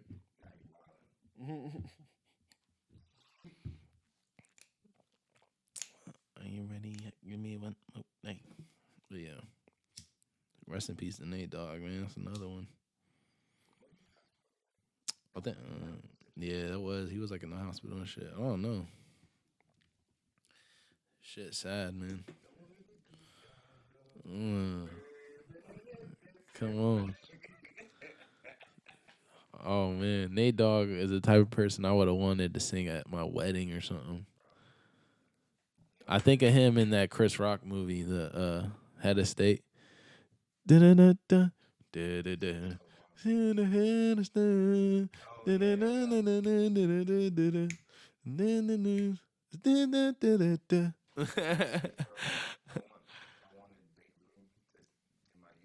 Big Rube from American Idol. I don't know who. Oh, for real? Yeah. Nah, he says like the poems and shit. Nah, that nigga's voice is crazy. Bro, his voice, yeah, I want him to like speak to God for me or something, bro. Like his voice is crazy. Yeah, just talk to him like a lawyer, bro. Just explain to him why I'm good. Go ahead. Go ahead, bro. Like just let him know. Tell him in a poem or something. I don't know. His voice is amazing.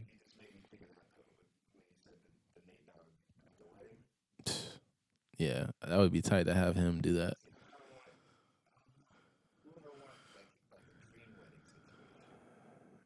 For me, I would want dead or alive. Dead or alive or just alive? Dead or alive? Oh, fuck that. Fuck that, nigga. Hold on. Hold on. I'ma have I'ma have Ray Charles, young Ray Charles on the piano, talking about Georgia. You know what I'm saying? Like I'm finna have him. I'm gonna have James Brown's band. Um, just the band and Ray Charles. You know what I'm saying? And then James Brown will slide on later on in the set. But I wanted to start off calm and a little, do do do do piano and shit. At the beginning, it's just him, and then we're gonna bring in the band and the trumpet and shit, and then doing the mess around. Doing that mess around. Bro, Ray Charles got some hitters, bro. I still slap Ray Charles in the set. Like I ain't gonna lie, I still listen to that shit sometimes. Fucking what? Okay, so I start Ray Charles, hit him with the James Brown, and then I finish him off with the. Um, so this is my wedding, so I gotta finish him off with something smooth. Nah, I gotta do something newer. I gotta do a newer thing. Like I don't know. I'll probably hit him with like some Prince or something at that end. Yeah, to end it up. Yeah, Purple Rain or something like that. Purple rain, purple rain. People might start crying. Yeah, we gonna be fucking and crying at the same time. Like, girl, stop playing. Fucking, you know what I'm saying? Like, I don't even know. I wouldn't even know how to act, bro. I got this tattoo after he died. The dove with the tear. Remember when doves cry? I like, yeah. I told my dad I was getting. He's like, don't get that shit. Like, son, don't get no damn Prince tattoo. Like, I was like, nah, nigga, you don't understand. Like, this is Prince, bro. Cause like as much as my dad loves music, my love for music is way deeper. You know what I'm saying? Than my father's is. Like his music is he loves music, but this is like what I'm going to. This is what I like live and die by. Like I swim in music. Like I know so much, so many different things and artists, and even there was like a year where I just sampled shit. So I know a lot of shit from that too, from digging crates and shit. Yeah. So like, yeah, nah, my relationship with the shit is just different. So I still play shit at my dad's crib, and he'll be like, "What the fuck? How do you know?" Like, you know what I'm saying? Like, I'll play like the Stylistics or something, and my dad will be like, "How the fuck do you know this?" Like, you know what I'm saying? Yeah, like, and it's like, nah, I know this shit because I dig, you know what I'm saying? Or I did dig for a long time, and there was shit I made beats out of, that never really saw the day of light, but I had learned something, you know. Yeah, you good, bro.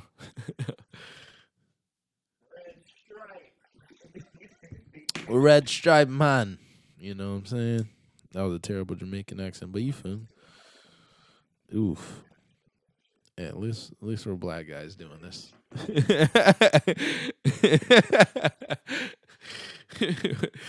It would have looked bad on YouTube. It would have been in the comments. Get some goddamn black actors next time. You know, it wouldn't have been good.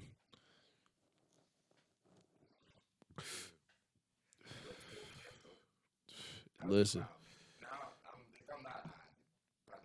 you will be.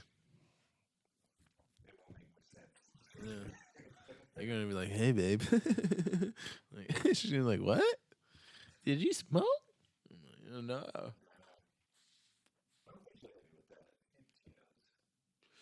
Yeah, she's cool, right? You know, you like the nighttime smoke. I like smoking at night too. Actually, yeah, relaxing. You can't sleep, dude. I passed the fuck out like a baby. No, sativa. I kind of get anxiety. I need a hybrid or indica because I like to calm down. I smoke weed to calm down. I don't smoke weed to get up and go. That doesn't make sense to me. Nothing. I would just be relaxed. I mean, like it would. I might like. I don't know. I probably would feel refreshed, low key, because I've been smoking for so long. But like, nah, definitely no days off. I smoke every day. Oh, it's been a long time. It's been at least I don't know. It's been like a year at least. At least a year for sure. I don't know. Maybe less. I don't know, man. I smoke a lot.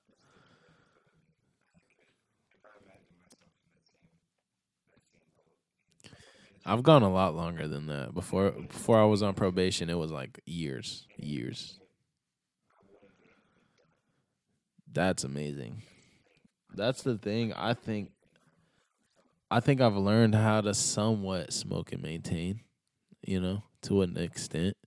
Not gonna sit here and act like it's the most productive tool in the shed, but I've definitely handled it, what I'm saying, pretty well. I don't know, man. I think it affects people differently. Like I always say, it's about finding what what's your weed, you know what I'm saying? Not to say that it's weed, but like what's your thing, like whatever your thing is that helps you maybe zone in, maybe calms you down, maybe relaxes you. Some people like to have a drink. Some people like to come home from work and have a glass of wine, maybe a couple, and I'm the same way, I come home from I work my whole shift and then I'll be on my way home and might, hit a little bit and then cruise and I'm chilling, get home, make a snack, you take a shower. Like it's just some regular shit to me. It's not like I don't know, it's just like super normal to me. It's like coffee or something. It's just coffee. What? Yeah, it's awesome. It's the best.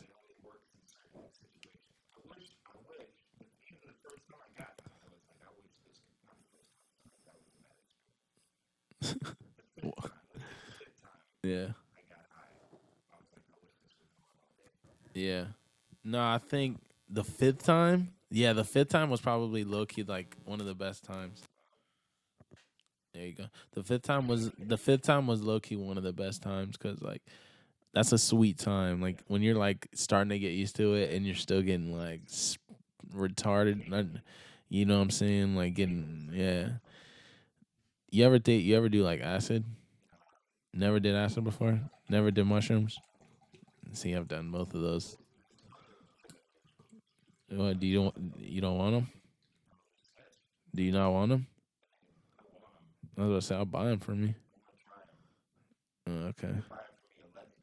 Yeah, allegedly to put on my pizza. The regular mushrooms yeah, the portobellos. Yeah, yeah, yeah. But no. Mm. I mean, only you know if you should or not.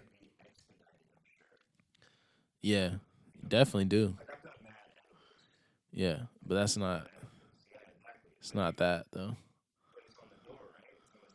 I don't think so. Not in my opinion. Because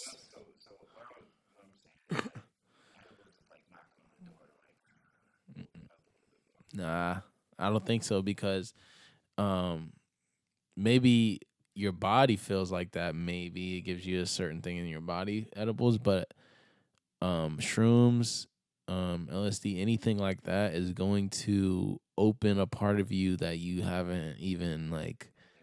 Yeah, there's like a secret passageway that you don't know about. There's like in you though, like in yourself, and I think if you take it with intentions to expose that to you, with intentions, don't just not just to take it to that was fucking crazy. You went out the beach, did acid, man. Like no, no, not like that. Like if you take it with the intent to calm down, with a calm intent, like man, I just want to take it, experience experience myself, experience on like truth in myself. You just do it with that, boom, take it. You'll expose something to yourself. You'll notice something about yourself you didn't notice, or you'll learn something about yourself that you have to confront, or maybe you'll just have a good time. That's also possible. You may just totally have a fucking blast and just laugh your ass off, like so yeah, me too, actually, low key. Pee breaks. Mm-mm-mm. We'll be right back right after these messages. Yeah.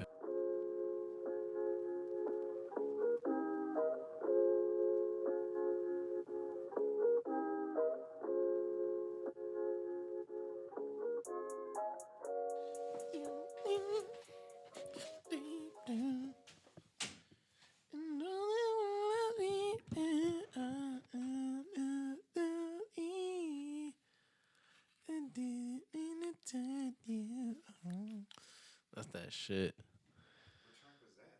Uh, didn't mean to turn you on. I didn't mean to turn you on. That's that shit, man. I don't even know who sings that. Honestly, Mary Jane Girls? Nah, not Mary Jane Girls.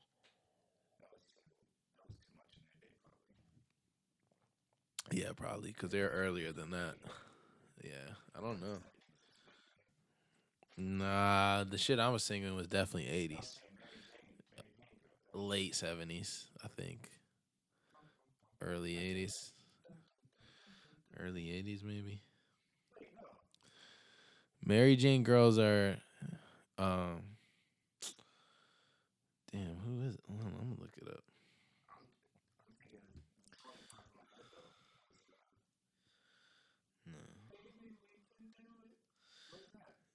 No, that's we could do it, baby. Oh no, so Mary Jane Girls is all night long, or Candyman. Yeah, okay. Yeah, no, they're in the 80s. They're 80s people. Mary Jane Girls. They do all night long. You ever heard that? All night long. Yeah, that shit. That shit hard. Yeah, you hear Oscar, man. Oscar's giving it to us right now. Meow, you fucking dicks, meow.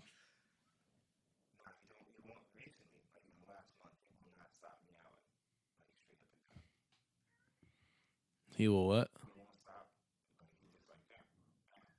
Oh my god, dude. How old is your cat? Is that old in cat years? Sorry, I gotta send this message. My bad. Feel like such a dick right now. Yo, it's 813 dot it's 8:13 right now. I get that sometimes. Yeah, it's a weird. I'll be seeing the clock. You know, shit be 813. It'd be like, look, it's time for you to put on for the city. You know what I'm saying? That's what that's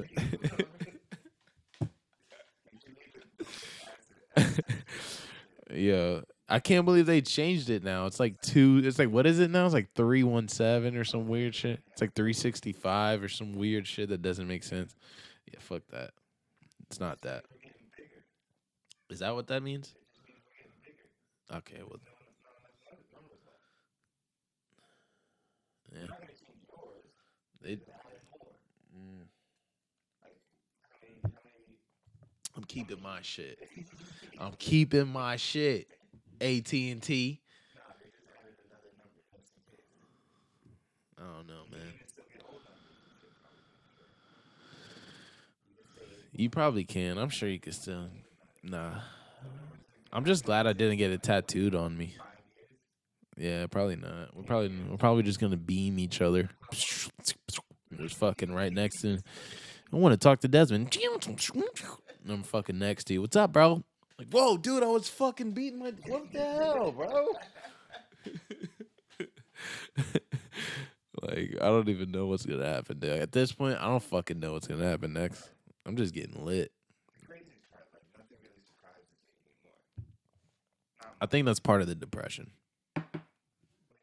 Like, I just think as the people, we're depressed, like low key, because nobody cares. Nobody gives a fuck anymore. Everyone is like hopeless. It's pretty sad. We're all like low key hopeless, but we're just making memes about it, and it's all good. I don't want to die either, but yeah. I don't want to die either, but I'll make a meme about dying because I'm a millennial or whatever the fuck they call me. I don't know. It makes me feel old. Millennial, like bitch, I'm not a fucking 100,000 years old. Like, what is that? I don't know what that is.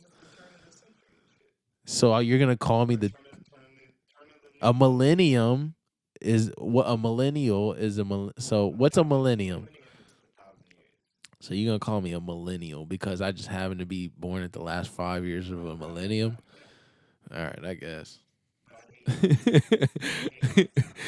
I don't know. Maybe I'm picky. I don't know. No, that sounds. I'm glad I'm a millennial because that shit sound whack. Nah, fuck that. Gen Z. That shit sounds like tea. Ginseng.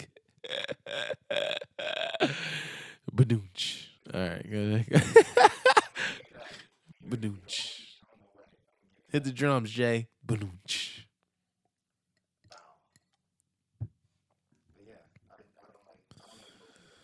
Why?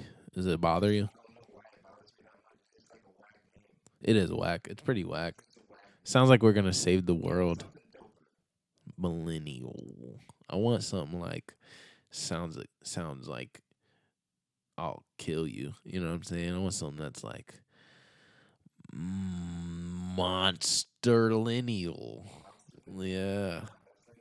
Yeah. I'm glad he told me that was whack because it was very whack. I don't know. I guess all right. You know what? Millennial's gonna have to do. Whoever. That's a lot of pressure. Let's give it to him. Yeah, to name an entire generation. Let's take it easy on him, huh? That's a very that's a hard job. That's a hard job to do. So I'll give him that. I can't. And we tried for 5 minutes and we already you're like, yeah, you know what? Yeah, got nowhere. You know what? Fuck it. Millennial sounds good. Next. You know what I'm saying? Like, so I get it. Yeah. That was growth. That was real growth. You know. That's growth right there, man. Fucking growth. Bird up. Doom doom ding. Legalized wrench. Yeah, that dude's funny as fuck. I didn't finish it. I watched a little bit of it. I think I fell asleep or something because I was really high. I was smacked. Yeah, I don't know him. I don't know about him like stand up wise, but I think his show's good. I like his show, but I think his type of comedy is more for his show and less for like stand up. It's not really his style, but it was good. It wasn't. I don't know. From what I saw, it wasn't that bad. Was it bad? I saw like 20 minutes. I was really high. I went to sleep. Like I think I turned it off to go to sleep because when you're like you can barely open your eyes, but the TV's too loud, you in the light, and you're just like, you know what, fuck it, I'm really going to sleep. So I think I did one of those. Yeah, and I get mad though. I get mad though because I'll nod and I won't really go, and then I'll like halfway go in and out, and then by the time I'm like really sleep, I wake up at 2 or 3 a.m. or 4 a.m. because the shit's too loud, and then I'm upset, and then I'm mad because I got to get up and turn it off because I don't have a remote because I lost that years ago. No remote, just my PlayStation remote, but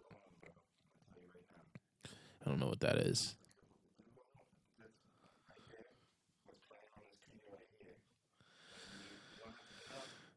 Damn, that actually sounds nice.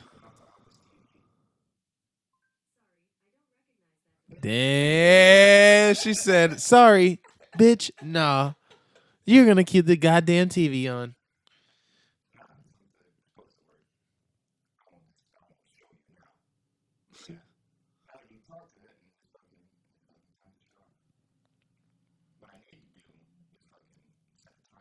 Yeah, yeah. Nah, I don't know. That's the future, man. I remember what's the shit called with Adam Sandler, Click. Remember when he goes to the future and he's like fat, and then I don't know if you remember this part, but that part, his fucking his like house or whatever was real futuristic set up, and it was really dope. It was set up so dope, and I was always remember watching that movie like, dog, I'm gonna have a fucking shit. So my shit's gonna be set up like that. Like that shit is hard, and I'm gonna like, you know what I'm saying. I can't imagine what houses are gonna look like in 40 years, like 60 years. What do you think houses will look like? Definitely gonna be more technical environment. Yeah,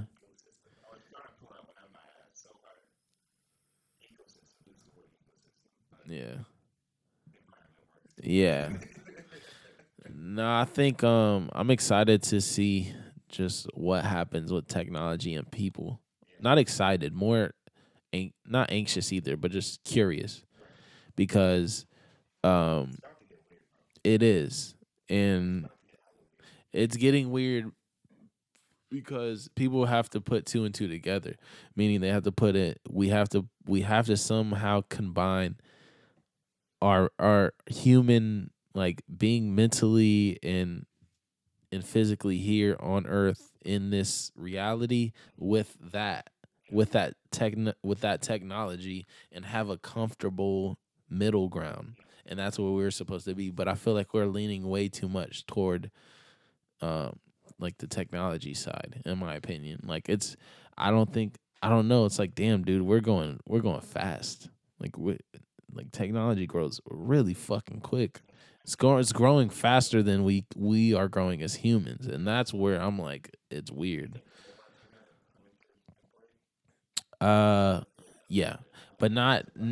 I don't think they're gonna come into play how people think they'll come into. I don't think it's like iRobot. I think it's gonna be no. I think it's gonna be more like um simple shit. Like you're not gonna really go to restaurants and see people. Not like you're not people aren't gonna work at like places where you go to often anymore. I think after a long amount of time.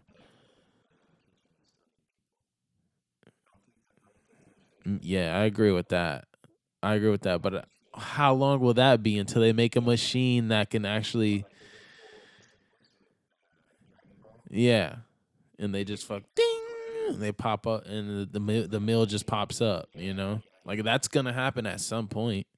Maybe not right now, but at some point they'll be able to just analyze something, totally run it down, and just print it or whatever. And that's what I mean. Like, it's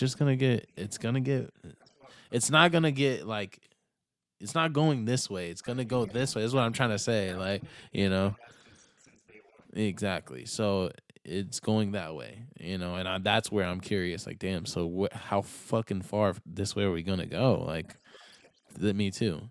And that's part of me doesn't want to. I Yeah, yeah, Grandpa, put both of your feet in. Like, no, I'm not. I think I'm definitely gonna grow old, possibly somewhere out of the country as a writer. Like, that's what I see. Like, I think I'm gonna become a writer. Yeah, I want to, for sure. But like, I think that's what's gonna happen, because that's the only way I'm gonna grow old and feel sane, bro. Because shit is crazy right now. We grew up in a totally different world. Like, the world is just not the same anymore. It didn't, but it didn't. There was no, but bro, it went like linear to fucking. You know what I mean? So quick until it hits the roof. Until it hits the roof. What? Until it what? I wasn't a calc nigga. You talking to the wrong nigga. Hell nah, bro. Yo, I don't know how smart you think I am, bro. I was street smart, my nigga. I was street smart, not calculus smart. Continue. Yeah, I did it. It was teaching us Black history in like 6 pages. Continue. Like, I'm just to let you know where what the schooling was like for us in public school. Continue.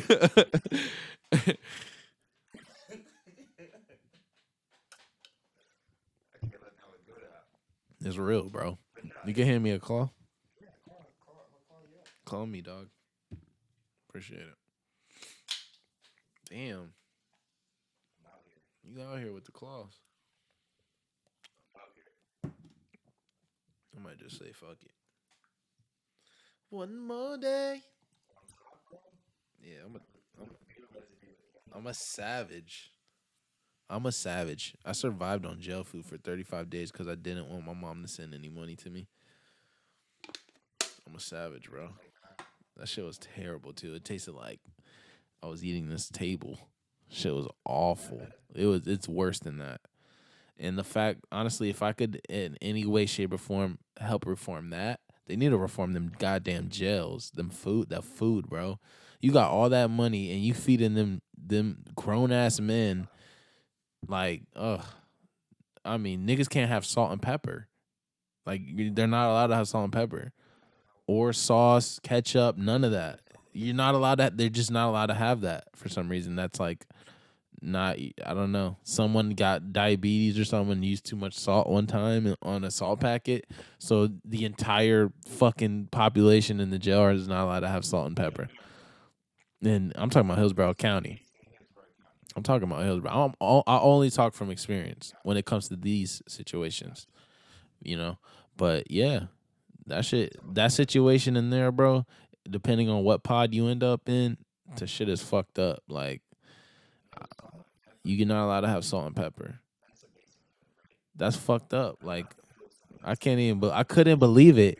And when I asked them that at the table, I was like, I was even like, when you first getting into that shit, I was like, no salt, no pepper. He's like, yeah, man. I guess someone next to me was like, yeah, this is like some dude had like diabetes or something and used too much salt and like had a seizure or something, and so now they don't let us have salt and pepper. I was like, what the fuck kind of bullshit? You know what really happened? They cut the salt and pepper from paying for that. Like they cut that from the budget. That's what really happened. But that's what they said to the inmates. Man, yo, they find any reason to not treat niggas like humans, bro. Any reason. Any reason they can. That's why you see niggas who get shot, the first thing they want to do is see if you got a record so they could pull that up. Has nothing to do with you getting shot with no gun, but they want that to be the story. And that's just the world we live in, bro. Like I said, I didn't make this shit. The shit has been like this. I'm just in this bitch with my middle finger up and my balls out saying fuck you. So that's my issue. You know what I'm saying? I got to deal with that and the repercussions of living like that. You know what I'm saying? So I got to finish probation.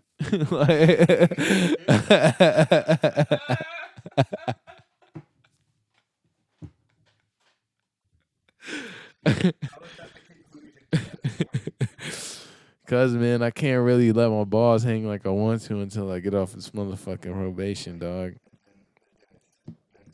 And then I'm back on my POC shit. You know what I'm saying? Real soon, yeah. Oh, like less than $1,000. I'm taking a.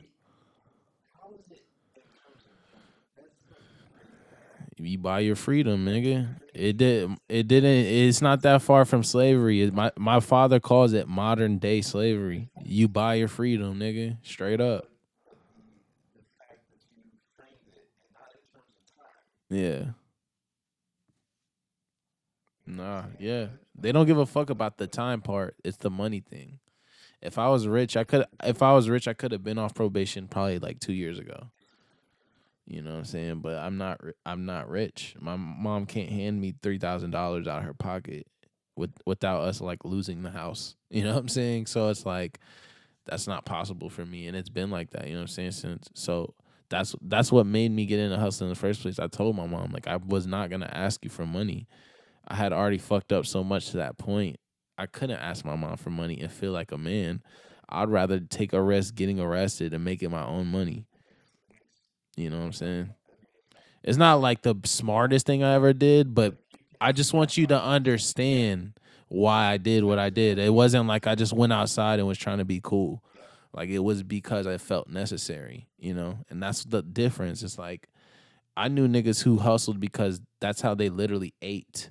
Like they ate food from hustling. I was around niggas like that. Niggas I used to hustle with, niggas I was, what I'm saying, with. So when I see, people play that role that I know don't even have an idea of that type of life and what that entails, I try not to take it as disrespect, you know what I'm saying? but it's hard not to because you just, of what? How? Oh yeah, yeah, yeah, yeah. I mean, that's hey, listen, I can't look. I'm not even mad because I did the job thing before I got arrested. I did the job thing. I worked at this little breakfast spot in a fish hawk for like this real racist dude. Um, and just wasn't the best environment. You know what I'm saying? And it I left that and started hustling. You know what I'm saying? I was tired. I just wanted to make my own money. Like I never been a gangbanger or anything. I always been like a hustler. I've always been like a kid that was just trying to do what I wanted to do. That's it. That's all I ever wanted to do. And it's hard, you know what I'm saying? It's really hard when you're not connected, and it's really hard when you don't have generational wealth and when you don't have a foundation that's that strong. So there is times when I felt like I had to take shortcuts, period. And that was just what I felt like I had to do. Yeah. To you it's understandable, but not to police. You know what I'm saying? Not to the judge or whatever. They don't look at it like that, and they didn't. They treated it like I was another thug just trying to whatever they look at us like, you know what I'm saying? So that's just how I was treated. And that's just how I had to handle it. So because America always made me feel like that, I proclaim that same shit. There's a reason, same reason I love Tupac, same reason I love Nipsey Hussle. Yeah, all right, I'm a thug. All right, bet you call me whatever you want, but I'm a man too, and I stand on what I say. You know what I'm saying? I do what I say I'm gonna do. I'm a man at the end of the day. So, um, at the end of the day, when I build myself up, how I'm building myself up in a couple years when I'm really making the money to prove it, to back it up, I'm gonna be able to look at America in a way that it's like you tried to break me so many times and you couldn't. And not only did you not break me, I overcame thrice. You know what I'm saying? I done been to jail 8 times. You had me in front of 3 different judges. You done had me arrest. They threw a cocaine charge on when I first got arrested. I had no cocaine on me at all. They took it off eventually, but my original time getting arrested, I had a cocaine charge for no reason. Like, you know what I mean? Like straight up. And the shit is fucked up, bro. Like, I don't know, man. I feel that spirit of like Pac and Nipsey where it's like, fuck you, I'm gonna overcome it anyways. And I'm gonna do it with my motherfucking dickies on and my hand on my nuts. Like, cause that's how you made it this way. Like, we are products of America. We're the forgotten sons of America. They want to act like we're not American, but we're as American as apple pie. You know what I'm saying? Gang banging is American. Hustling is American. Pimping is American. All that is us as disenfranchised people coming up trying to find a way to be successful in America. That's what all that came from. Period. So at the end of the day, white people could, oh, they're burning this down. Nigga, you created the problem. You created the issue, the systematic issue of us not getting opportunities. And you created hustlers. You created gangsters. You created pimps because you didn't give them opportunities or chances to really be something. So what the fuck are they supposed to do? They're not going to work at KFC like you want them to. They want to be businessmen because they're in America. So they're going to find a way to be businessmen regardless. You know what I'm saying? And they don't look at it like that because they don't humanize us. They just look at us like thugs. So we take that and we run with it. Fuck it. You know what I'm saying? And not only do we accept that, but we accept everything else. You know what I'm saying? Women love tattoos. They love the thug. They love that gangster shit. They love that shit. The rebel or whatever the fuck that you want to call it. They like that shit. And that's not an act. That's really how niggas be because their backs be against the wall on 24/7. So niggas just be like that. You know what I'm saying? And it is what it is. We're America's kids. They created us. Can't be mad at us for trying to be hustlers. That's y'all. Y'all taught us how important money was. You know what I'm saying? We wasn't born to think like that. That's all capitalism, man. Shit make you, if you ain't got money, you ain't shit. And they teach you that at an early age. You know that at a really early age. So what do they expect you to do? You know, it's like they want you to play their game, but if you don't play their game and you try to do your own thing, you're a criminal. You know, shit's set up a little fucked up if you ask me. But regardless, I'm still rocking. I'm still shaking. They ain't stopping my shit. You know, and I'm out here still talking, still rapping. I,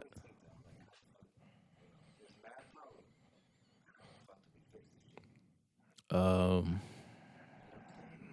I don't know.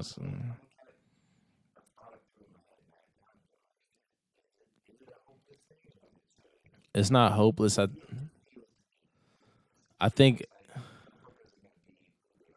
yeah. I don't think it's hopeless. I think there needs to be more.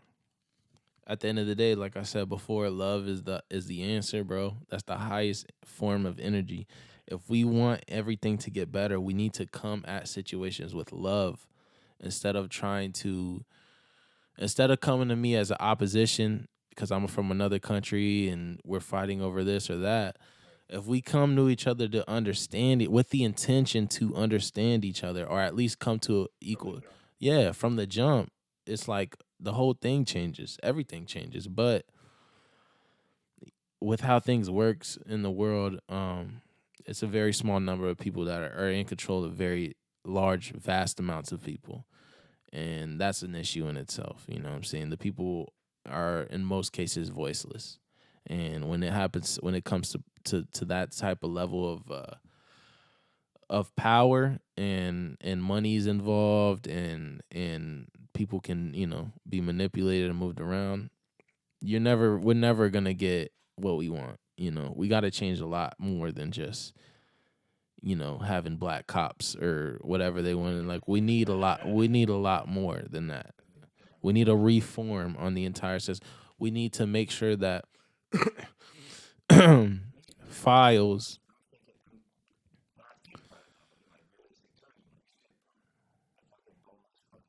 It is. Mm-hmm.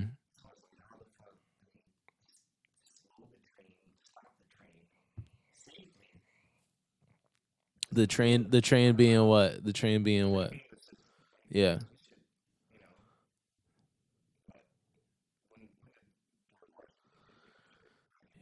It's not even five. It's not even. Yeah. Well, that's the thing. So I think a lot of things are outdated.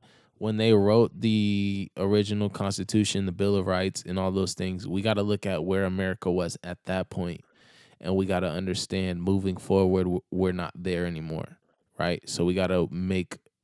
I think every 100 years they need to renew or come back to the Bill of Rights and the Declaration. They need to revisit shit. Okay, just because we wrote this in 1600, 1772 or whatever, I understand the honor and the history of maybe preserving that, but why don't we go back to it and build on it? That's what I would be my suggestion. Like, let's go back and add on to it. Let's go back and because when they wrote that, we weren't equal. We were not only were we not equal, but we were enslaved. You know what I mean? So we were considered property. People don't understand that slaves, before it was illegal to have slaves, they reached all the way up to, I want to say, over 3 billion in stock. You know what I mean? 3 billion. Like they was slaves were worth, black people were worth over $3 billion at the point that slavery was starting to stop, was gonna come to a halt. So to me, it's like, they gave everybody stimulus checks. Somehow, black people still haven't got reparations. I just feel like they just really basically just fucked the black people over so much in this. At least Indians got reservations. You know what I'm saying? Like, god damn, like y'all ain't give us shit. We were here since the beginning of the country. Atticus Finch was one of the first people who was shot in the skirmish that started the Revolutionary War. And Atticus Finch was half black. He was a mixed man. He looked like me. You know what I mean? So a person who looked like me helped start the revolution for the freedom of, for the independence of America as an entire country. And it's like they refuse to. I don't understand why they just refuse to accept us on the same level as them, and you know, even one of our own founding fathers is rumored to be half. I think he was like mixed race or some shit, or the one that they did the play about, Hamilton. Alexander Hamilton was like I don't know if he was black, but he was like the first radical, considered radical, because he didn't look at black people as property. You know what I'm saying? So, um, yeah, hmm yeah, you should check it out. I haven't watched. I get it. I get it. I haven't watched it. My mom just talks about it all the time. It's her favorite shit. She loves that shit so much. She's like, you need to watch it. They like rap and stuff. You and I'm like, no, mom, you don't understand. That's not the type of rap I'm into. It'll always be kind of it'll always be kind of corny to us, cause you know it's just gonna be corny to me, cause I actually like rap. To me is rap. You know what I'm saying? When I think rap, I'm thinking real rap. I'm not thinking the shit from show tunes. Like, no disrespect, cause I respect it, but it's just, yeah, I don't know.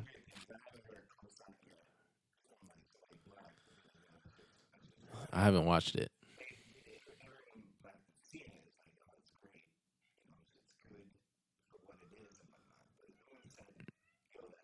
Yeah, nah, I don't.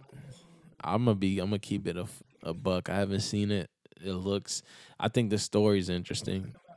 Yeah, yeah, it is. Nah, man. Yeah, check it out. I don't know. I'm not checking it out. I'm good. I'll check it out eventually. Just not right now.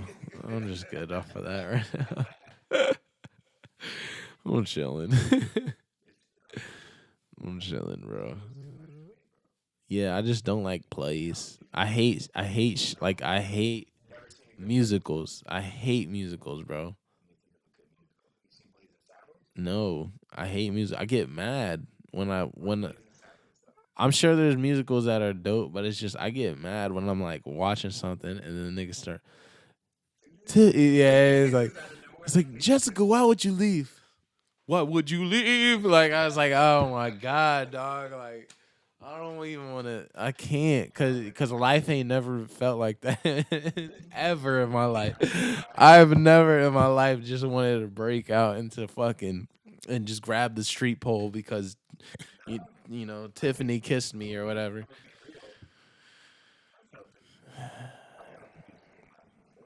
I think the closest I felt was like um what's his name? What's her name? Poppins, Mary Poppins, the dude from Mary, Dick Van Dyke. That dude, when that scene when he's like dancing on that movie, he slid on that shit. Yeah, yeah, you gotta watch that, bro. He fucking, yeah, he's like Mary Poppins. That's a good one. I love that movie. It's a white movie, but I love that movie. It's a Disney movie. It's a white movie, but it's not, I love that movie still. It's a good one. What else? Fucking. You ever seen the end of Men in Black? Whenever Will Smith is like has a music video, it's the MIB. Yo, that nigga Will got hits, man. Straight up, Will Smith got hits on everything. I love Will Smith. I don't get when he needs more respect on rap. What? I think he should. I get that. I get that.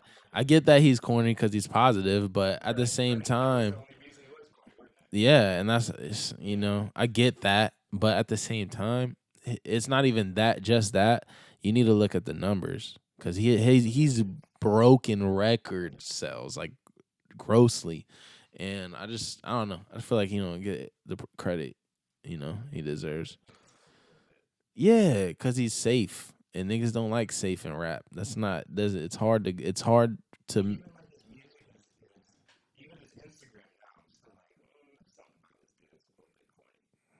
Nah, you tripping, dude. I love Will Smith, bro. He's a positive light. Love Will Smith, man. He's not corny at all. I like Will Smith. Why? Because somebody told you to say that. You heard that shit in the locker room and you ran with it one time.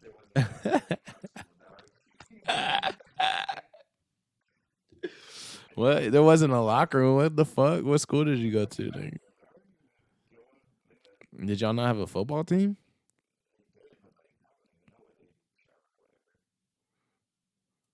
They had to have a locker room if they didn't shower where y'all was at. You just didn't know about it because you wasn't bowling. Because you wasn't bowling, kid.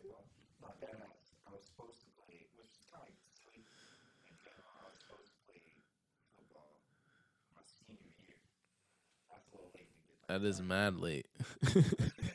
That's the end. That's the end of the road. Yeah, yeah. All right, it was gonna hit you with some reverses and shit. Okay, he was doing it. Yeah, he's doing it. I respect it. Mm. Hey, I was second team all county myself. Word. Damn, that's tragic. Damn, you think about that today, don't you? Still think about that shit, huh? What happened to that? Just, Richie DeMarco, man. Is he? He sounds like a cop. He's definitely a cop. Yeah, he's a cop. Dude, any kid that becomes a cop is a shithead. Period. I don't give a 90%, 95%. I would say 80% at least. I'm being nice. Dude, you become a cop. If you're a prom king and you become a cop, you're a dick. That guy's gonna beat somebody's ass, bro. I'm telling you. Like, no way. He lost it all. I mean, something happened after high school. It wasn't cool enough, and he was like, you know what? I need to be back in control again, like I was in high school. I need to be a fucking cop. I could almost guarantee that was a goddamn thought process. I'm talking shit. I'm talking so much shit. He'll probably gonna pull me over and beat me up when I go. But yeah, no.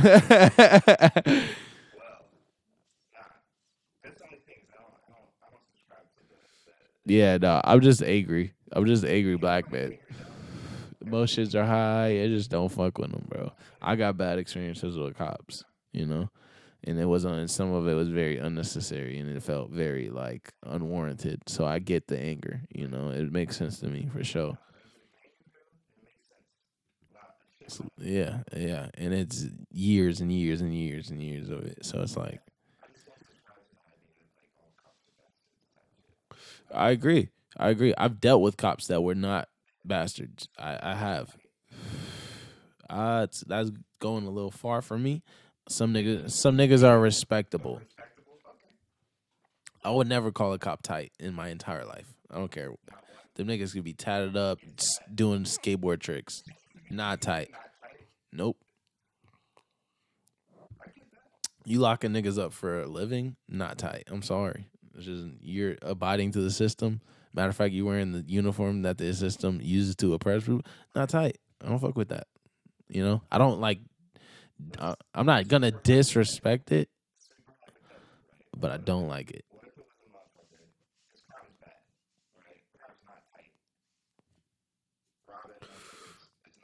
What if I get robbed? Am I gonna call the cops? No.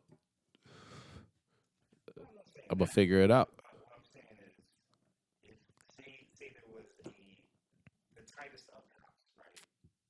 hmm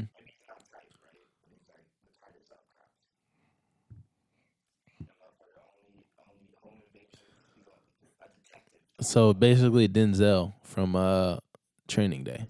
Okay, that was the that was a tight cop to me. Yeah. Oh, you mean like a good cop? Okay. So like Chris Tucker from Rush Hour. Okay. Okay. Got you. I had to put that. I had to put it in like black people's terms. Continue. Yeah.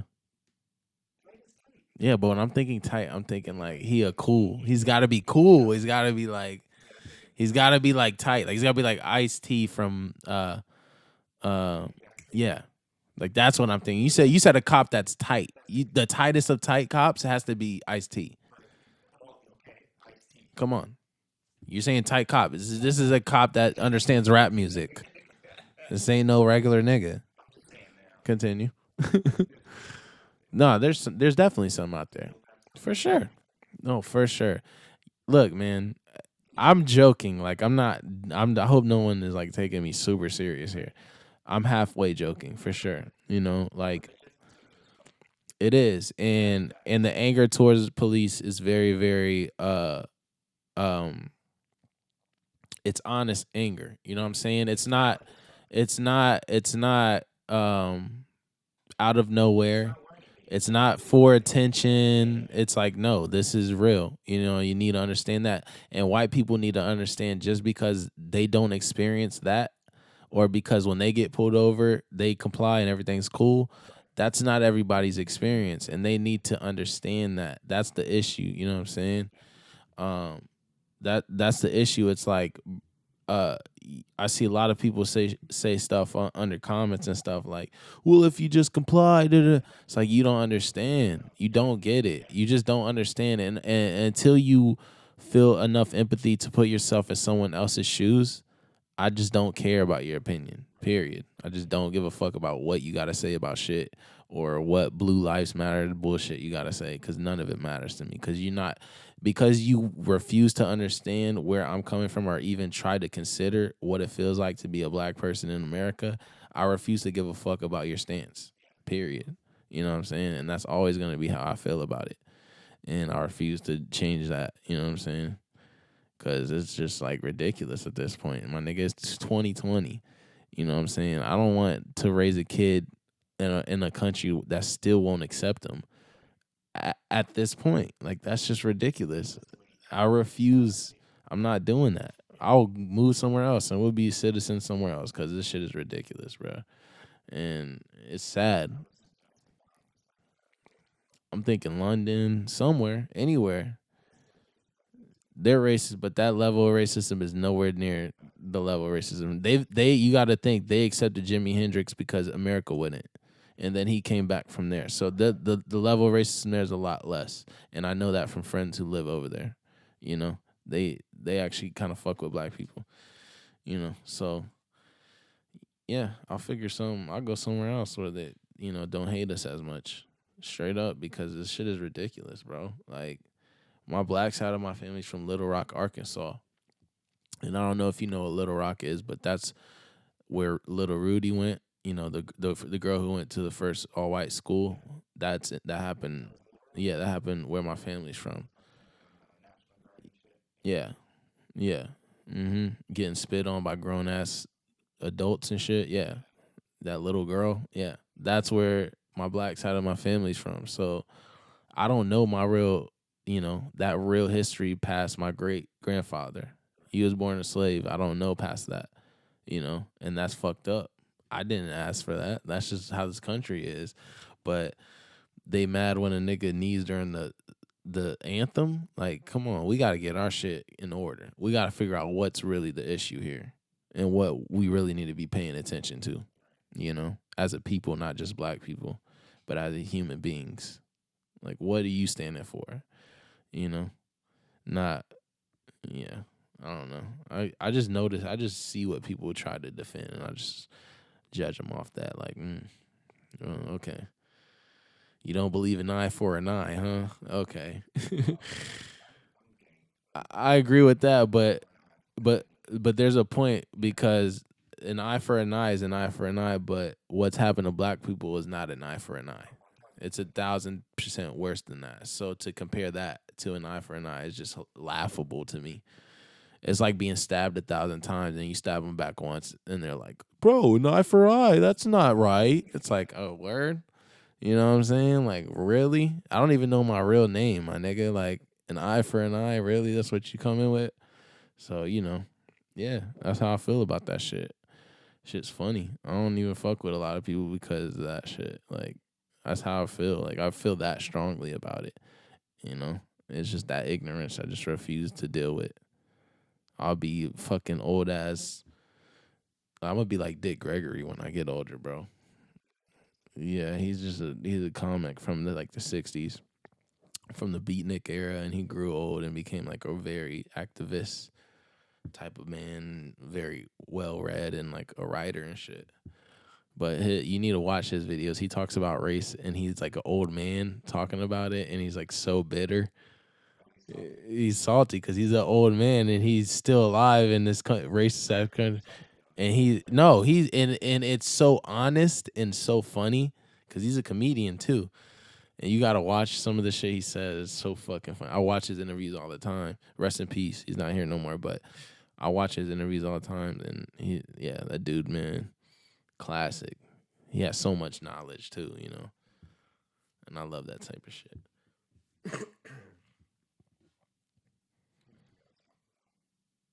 hmm Yeah, I'm trying to. I don't get it, man. I don't get why it's even like a thing still. It's just like sad at this point. It's like, damn. I could have sworn y'all were telling me that that shit was like dead and over when I was a kid.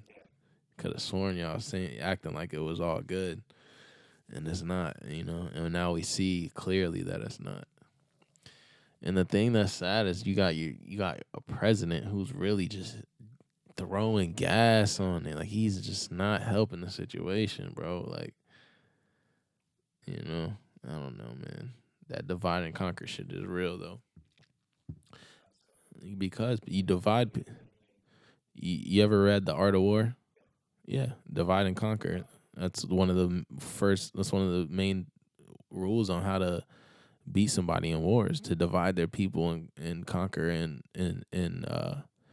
sections. You know what I mean? So turn them to get, like Malcolm X said, you make a poor white man feel like you give him barely more than the average black man, and you're creating an issue right there. You know what I'm saying? You keep feeding a poor white man and just enough to be better off than a poor black man, and he's gonna feel like he's better, and he's gonna have someone to look down on, and all that energy of being, because those white people don't give a fuck. There's elite white people, bro. There's like elite rich people who feel like if you're poor, whether you're white in the trailer park, you're the same as a fucking black kid in the hood. Like they look at you the same way. You're just trash to them. That's how they look at it. It's money. It's all about money. It's a race issue for sure, but it's a money thing, bro. It's really like that shit makes the world go round, dog. Like that controls everything. And until we get the black community gets more dollars into its own stable, into its own community, our voice is not really gonna be as loud as we want it to be. And that's just reality. That's why I want to be a businessman. That's why I want to grow and become something with myself and my family. That's just out of necessity. Straight up, because if my great grandfather would have got a chance, maybe he could have been what I'm doing right now. He would have been trying to build something for me, for his great great grandson. You know what I'm saying? But he didn't have that chance because he was born a slave. Period. So he didn't get the chance to do that. My grandfather was digging ditches in Little Rock, and then moved to Fort Pierce, and then my pops left the ghetto of Fort Pierce and left to Tampa and got a better opportunity, and now I'm here, and now I'm getting a chance to do something bigger. And like that's how long it took. When Bradley, whose dad graduated from Pitt and grandfather graduated from Pitt and great great great great grandfather was at Vanderbilt and fuck, what I mean? Like we don't. That's what they don't understand, is like that's such a huge gap. That's such a big difference. And the fact that our family was such a big part of building that wealth for you, and we get nothing in return except debt. You know what I'm saying? Treated like less second class citizens, no respect. You want to take all the culture, but you don't want to give us what we really need, which is actual support. You know what I'm saying? You want to take us out the hood and put us movies and shit and here and there, or make us football stars if we're that level of something. But we can't. You can't be an average black kid and be successful. That's not really a thing if you think about it. If you're an average black kid, you're gonna be average. If you're an average white kid, you might get a break, and that's just what it is, you know. And I was always taught you have to go harder. 2 times is harder, and that's fucked up. That's fucked up. Like, how I gotta go harder just because I'm black? Like, that kind of fucked up shit is that? But that's real. That's really how it really is. You know, I get why they said that. I understand. They were just trying to help me. You know, but that's just fucked up that the shit's already been like that. It's like you get in a game and you're already down by 10. It's like, damn, bro, like what the fuck? I'm down 21 and I'm getting in the game. It's third quarter and you want me to come back now? Like, and then if I don't come back, you know, it's my fault. Like, it's like that's what it feels like to be black. You know? That shit's weird, man. It's a different type of pressure, I would say, you know. If you want to be successful, it's a different type of pressure.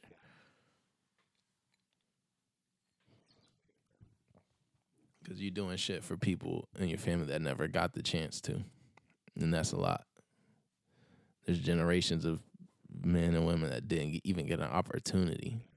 And you're getting that now. So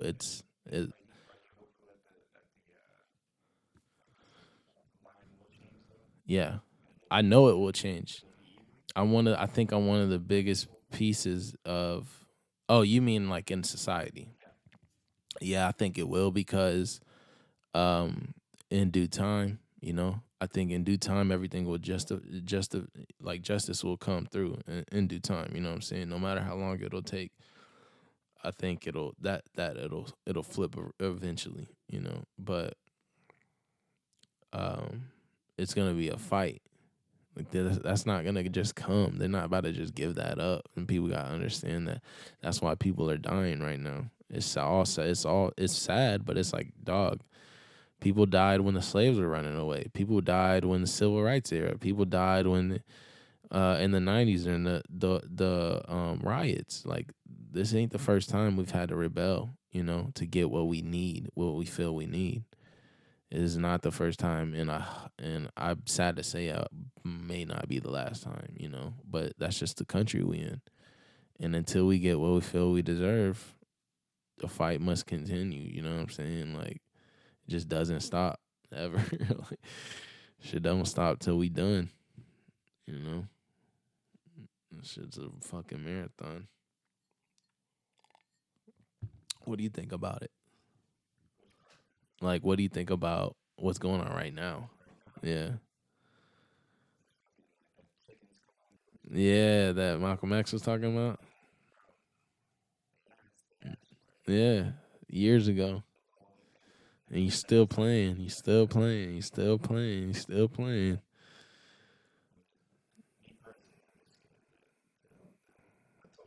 Yeah. Yeah. Yeah.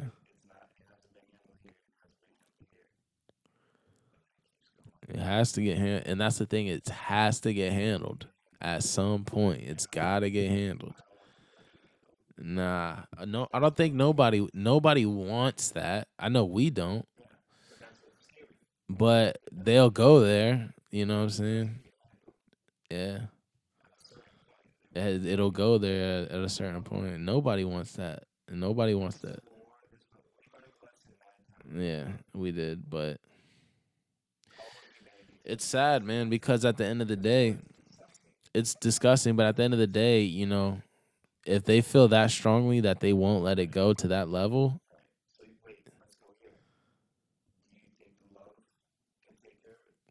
if people would love, I think that the only issue with that is it has to be somewhat two sided. Black people can't be trying to just keep showing love and showing love and showing love.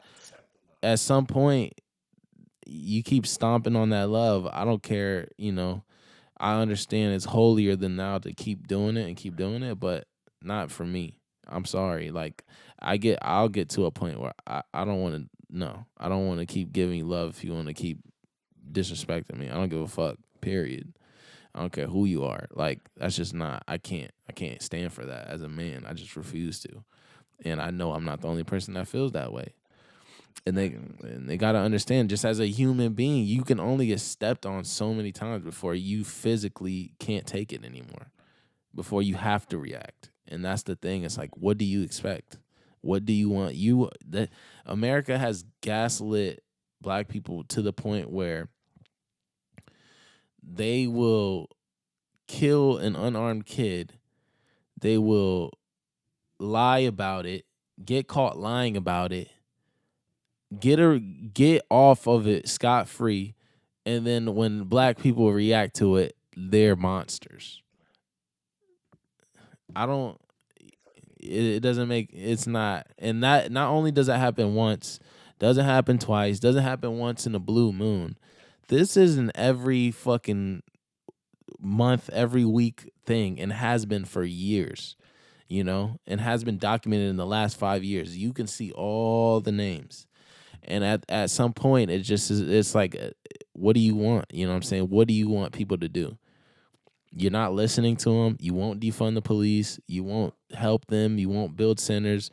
You won't do anything. So what are people supposed to do? At some point, the people have to take power in their own hands. You know what I'm saying? And that makes, everybody nervous. But at the point at that I mean, I get you're scared of that, but at some point you either stand for something or you die, you know what I'm saying? And it's like, if it comes to that level, you got to do what you got to do. Is I would rather die for and win that war for the kids later. You know what I'm saying? I would rather die now and win that war for the future, for the future generations, than to have them have to still deal with this bullshit in the next 20 to 40 years. And that's just how I feel. And I cannot be the only one who feels that way. So they need to understand that we are the people. We are the people of the future. They need to work with us, not against us. You know what I'm saying? Come to terms with us. Stop talking to generations younger than you like you're never gonna, like you're gonna be here forever, because you're not. You know what I'm saying? So what side of history do you want to be on? And unfortunately, a lot of people are picking the wrong side, But like with time, that'll show. It'll show his ugly head. And they'll see that at some point they'll see that, okay, I was wrong. And by then, there's pictures of them in the museums spitting on fucking protesters. And it's sad, but what can you do? People, you just try to educate people as much as you can. But it gets tiring. Even that gets tiring. And even that shouldn't be up to black people to do either.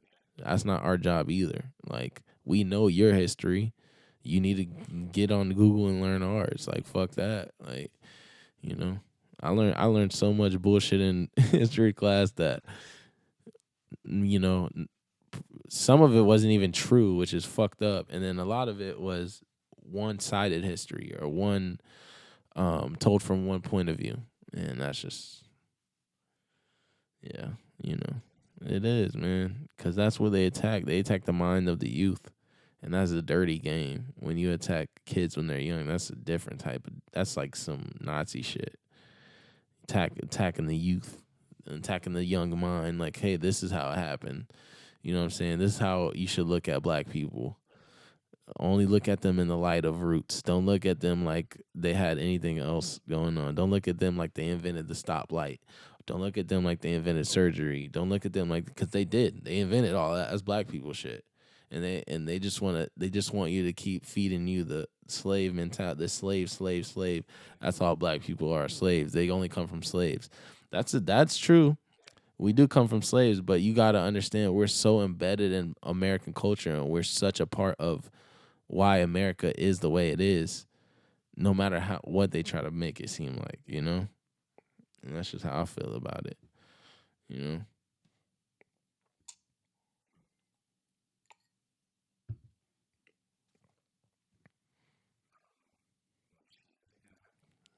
Is what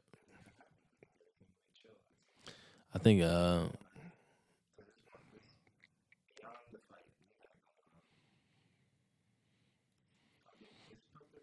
Yeah.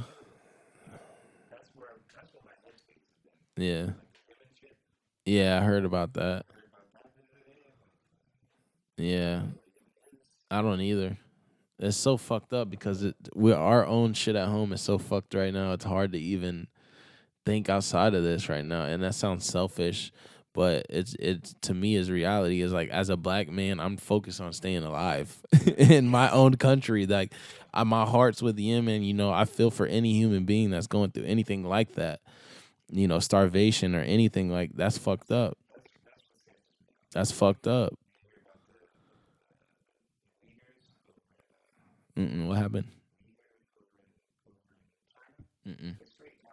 Oh, where they're taking the Muslims and forcing them to take birth control and like killing them and shit. Yeah, I heard about that. Yeah, they're like sterilizing them and killing them and shit. Yeah, the world is tripping.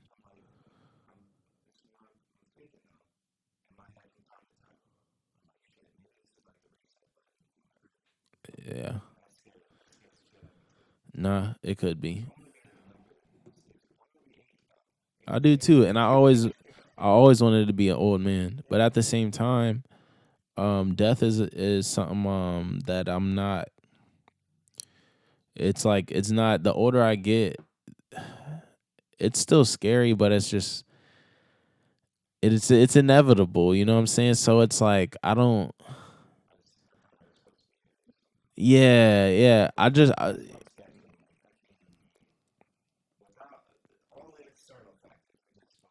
Hmm. Yeah, yeah. That's its own thing. Yeah, yeah. Because I think that's part of your trip here is to figure that out. I don't know. It's with your own shit.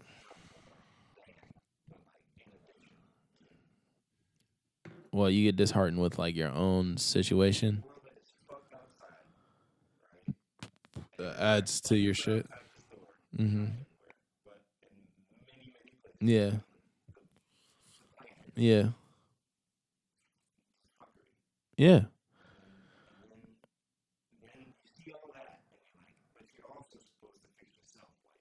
yeah. I think it's a fair balance of disconnecting because you need to disconnect. You need to learn that sometimes you need to disconnect. That's why you know it's funny that I delete my Twitter and my Instagram, the apps.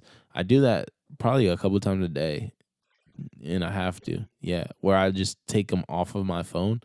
So cuz I'll pick my phone up and I'll be like this is how like plugged in I am. I'll pick my phone up like this just to check them and they won't be on my phone. And then I'm like, "Oh." And I'm like, "Oh, okay, no, yeah, no." And I sort of back down. That's why I do it.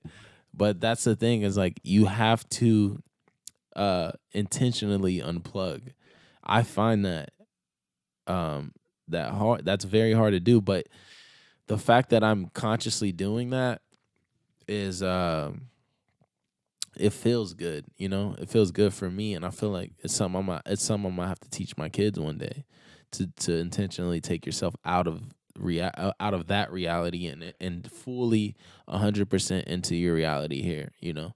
That's important to be with yourself here. Nothing else. Just no matter what technology comes, that's always going to be an important thing to do for your mental health. Because if you don't, you're gonna go. You're gonna fall into depression. There's a reason that depression's at an all time high right now, higher than it's ever been, and people don't notice this, but the higher depression rate goes, the higher the technology goes. You know what I'm saying? Like the more technology, the more depression that follows, and it's because we're so constantly worried about what people think about us. We're always being judged, and we know we're always being judged. And if we don't, yeah, and you're a judger, and I'm a judge. Everyone's a judger to an extent. Yeah, you are a judger. You are a judger, but I think everyone is to an extent for sure. Everyone has some type of like. No one is an angel to the point where they're just always good, never thinking of anything negative. That's not possible, bro. Like, we all have bad thoughts and shit. I think it's more about trying to balance it out because it's so easy to get caught in the negatives, especially with social media. That's why I take it off because I will fall in the pothole and I won't be able to get out. I'll be on my phone for an hour, literally finding it hard to get out. Like, it's so crazy, you know? Shit. You good? I gotta pee. She is here. All right. Pee and rap. Yeah, we got a lot of shit. We got a lot of shit, bro.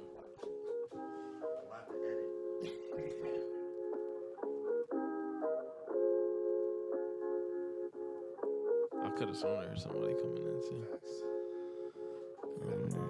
Yeah. Facts. Yeah. You do need a gun, bro.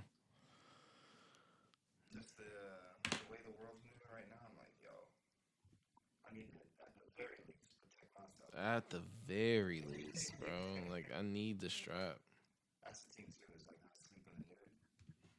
Do you? Damn. Okay. Bad bitches link up. No, I'm just fucking.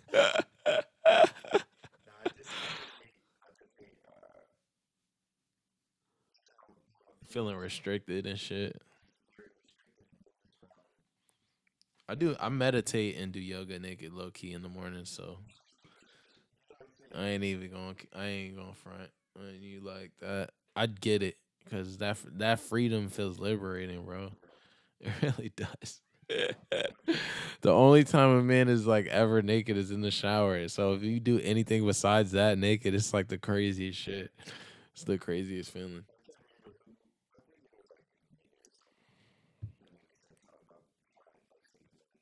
Shit feels amazing. Shit does feel good. I used to do it sometimes. Really? Damn. What you got? Silk sheets, nigga? Oh, you're just out here rocking, huh?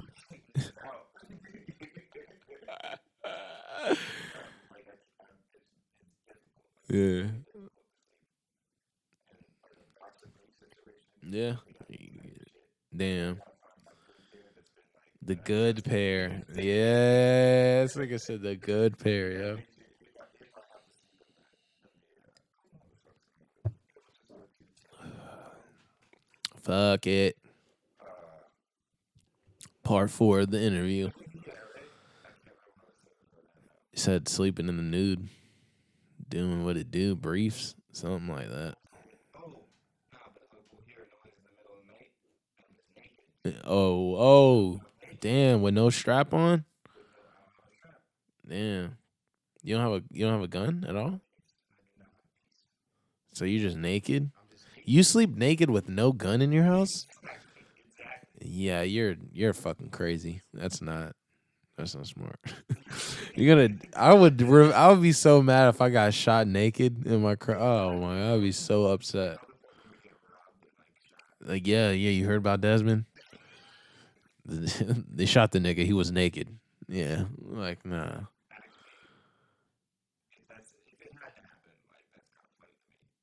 It's funny, but I don't want to go out like that. Your life would end on a punchline in a Dave Chappelle skit. Like, nah, I'm straight.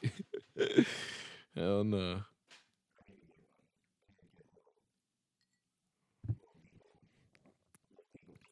Yeah, I need one too. At my mom's crib. My dad is the dude from Grand Theft Auto when you walk in the shop. Like, that's what my dad is like. He got everything. He got everything. This nigga got everything. Yeah, I feel you. Nah, I think for the crib you need something you put to your chest like a shotty or something. You need a buckshot. No, just nah, but yeah, for sure. For the crib, you definitely need like a big boy, and then you know, nah, little shit for your by your bed. But you need the big boy, like when you need to flip the couch, on some menace to society. When them niggas coming, them niggas coming back. You lift the fucking couch up, and you get the big boys for that, and you run outside and you. What do you mean, a couch? Oh, for sure. But you just lift the couch up to get the shit under it, is what I'm saying. You lift the couch up. Yeah, you run inside, you lift the couch up to get the shit, and then you go back outside when the niggas come back. And now you got the big boy, and you got the little shit in the morning. You know what I'm saying? Like menace to society. Yeah, don't take no advice from me, bro. Yeah, please.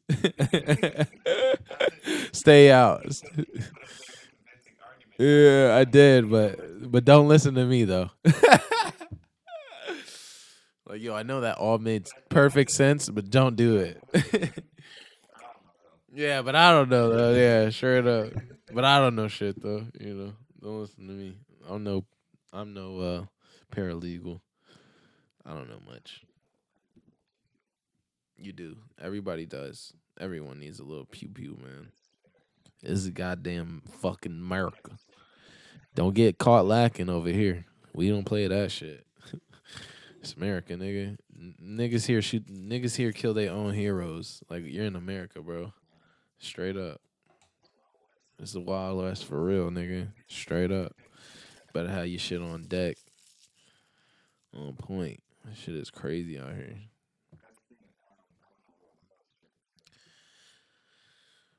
I gotta study them. They're different for niggas that look like us.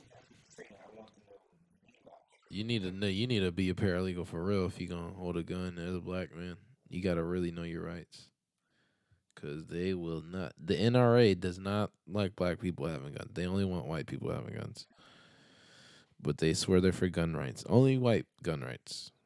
If it ain't white, it ain't right. You know what I'm saying? That's where they coming from. So, shit's sad. For the homies. Yeah, I'll roll it for the road. I'll roll it for the road one time, man.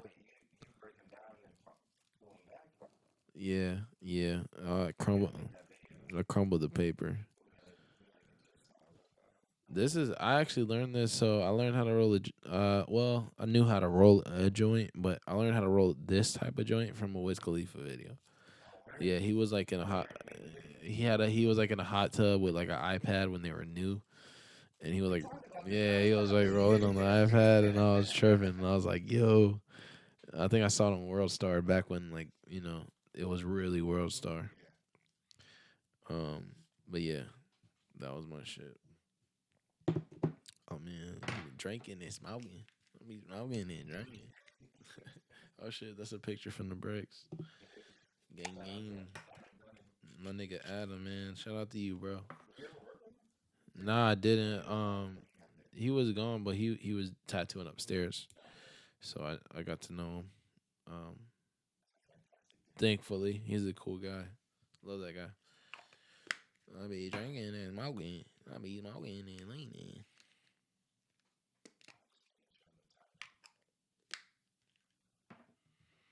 We're good on time there, champ.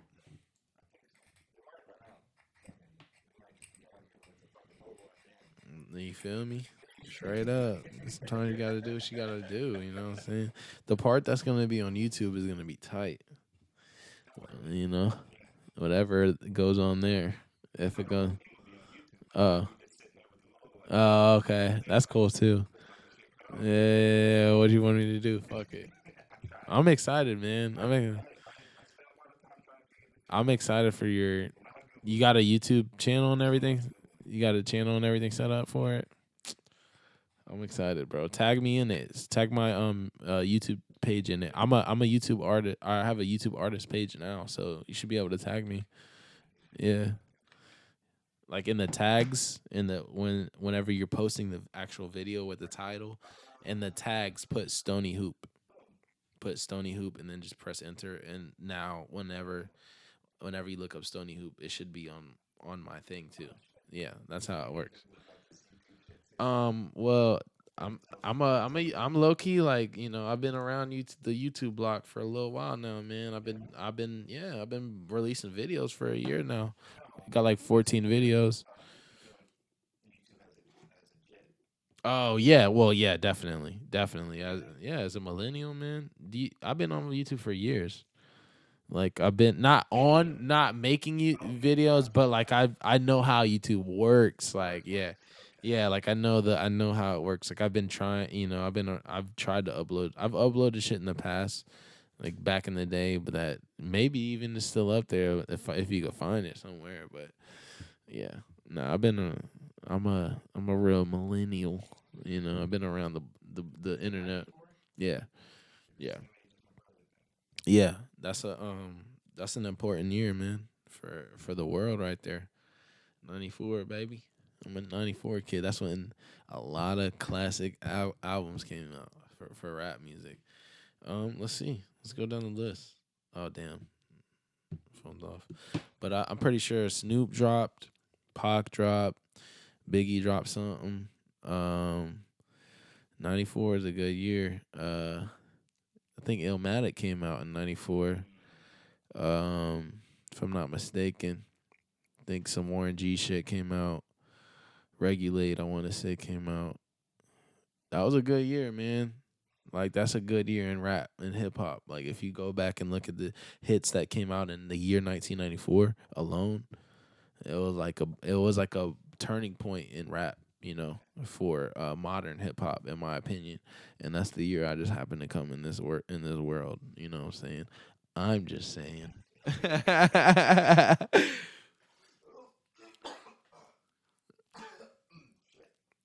That shit sounded like it wanted to cough, but it didn't.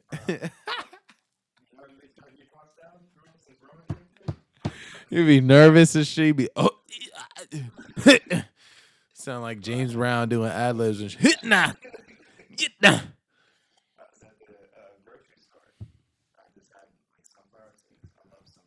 Yeah, sunflower seeds are fire. Okay, specifically.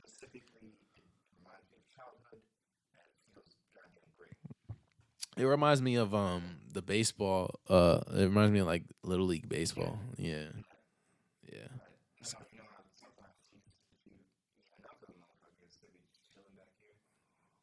yeah. Ugh. Oh god.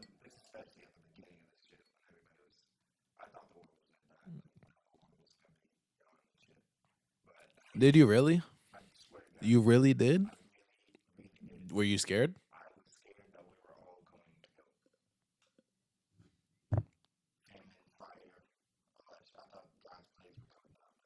Did you really? I didn't think that for a second. No, I was like, nah, nah. He put me here to make some more shit. That's what like I was thinking. That's very selfish, but I was like, nah, there's no way I'm dying right now. I got shit. I got shit to do. He really did. Like I said, like I said, I think I have to think like that for me to keep going. Like if I don't have that mindset, it'll be impossible to do what I'm trying to do. But at the same time, um, it is a scary time, bro. Like it's a scary time. It feels like death is so easily. Death is always around the corner. You know what I'm saying for anybody, not just a regular dude, but like anybody, man. Like anybody could go, anybody could get it, and it's just not. I don't know, man. I just like I said, I'm enjoying it. I'm enjoying life right now. I'm not dwelling on the negative things. There's a lot of negative shit, but I wake up every day and I'm thankful, bro. Like I've almost died before this COVID shit. I've literally been on the deathbed already. So like to me, um, every day that I'm alive and every day that I'm here in the physical form, it's a great day, man.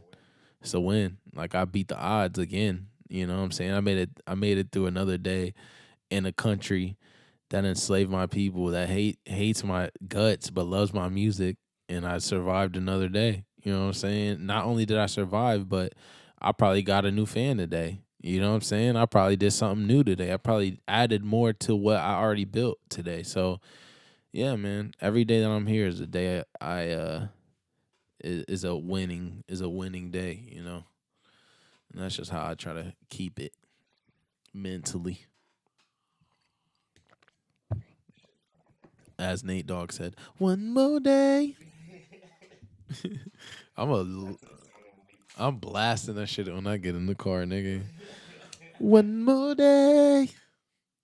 He said, when I was 8 years old, got a story about a penitentiary. One more day. Yeah.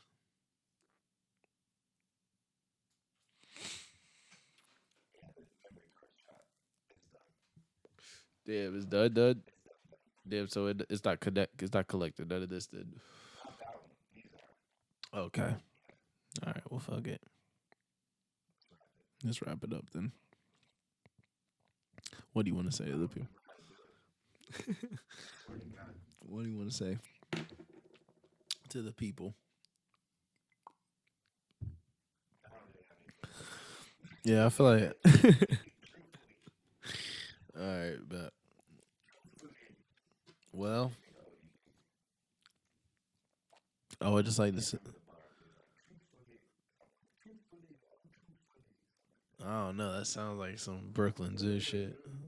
Brooklyn, Brooklyn. I love ODB, bro. He's a legend. What's up?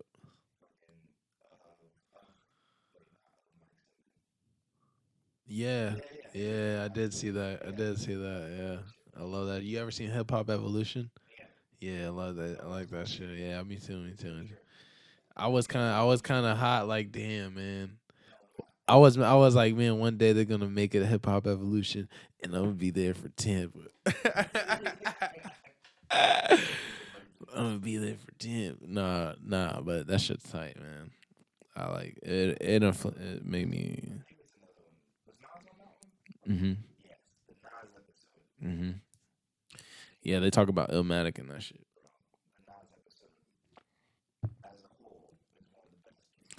Man, Nas is just different, bro. He's what did J. Cole say? He said Pac was like Jesus and Nas wrote the Bible. That's how I look, yeah. That's how I look at it. I get that. I get that. I understand. I understand why people don't like him, but I understand why people love him too at the same time. He's great. I like him. I'm a fan. I like him, but I get it. I could get why someone might not, you know, because um yeah, I think people don't really. I think his music is very like you either fuck with it or you don't. He makes it like that. He like puts a line in the sand, and I think his style is like that. And I fuck with it. I like it, you know. But at the same time, I understand when people explain to me why they don't. I'm like, okay, obviously it's usually because they like so and so or they like this and that, and I get that. I'm like, okay, well if you like that, you're not gonna like this, you know. So I get that, but nah, I think J. Cole's dope. But that song when he said Pac was like Jesus and Nas wrote the Bible, I fuck with that because that's really how that's somebody who's a real art or the real student of the art, you know, and I respect that in that sense for sure, you know. Nas is Nas is the one. Nas is Nas is like the Moses of rap, bro. Shit, he like parted the sea. That shit is crazy. He did. He's on some other shit, yo. Like I don't know. I love Nas, man. He just has a way about him that is one of a kind for sure. The whole godson thing is beautiful, you know. The fact that his story, the fact that he you know he kind of flopped or whatever and then bounced back and then came back and really hit Jay Z with that. Like his legacy is real. Like he a real one, bro. I love Nas. Dog. Like yeah, that's a real nigga right there. I love that shit, man.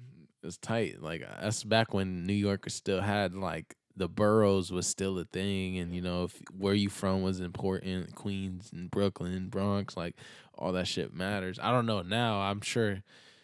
I know that New York's so expensive to live in. This shit probably not even the same no more. You know. I mean, I'm sure it is in certain parts, but I doubt it's. I doubt that Bed-Stuy is what it was in the '90s or '80s. And that's the same thing with Tampa. Tampa's dealing with the same issue. So West Tampa's not West Tampa anymore, and University Mall is not University Mall anymore. Like shit's changing.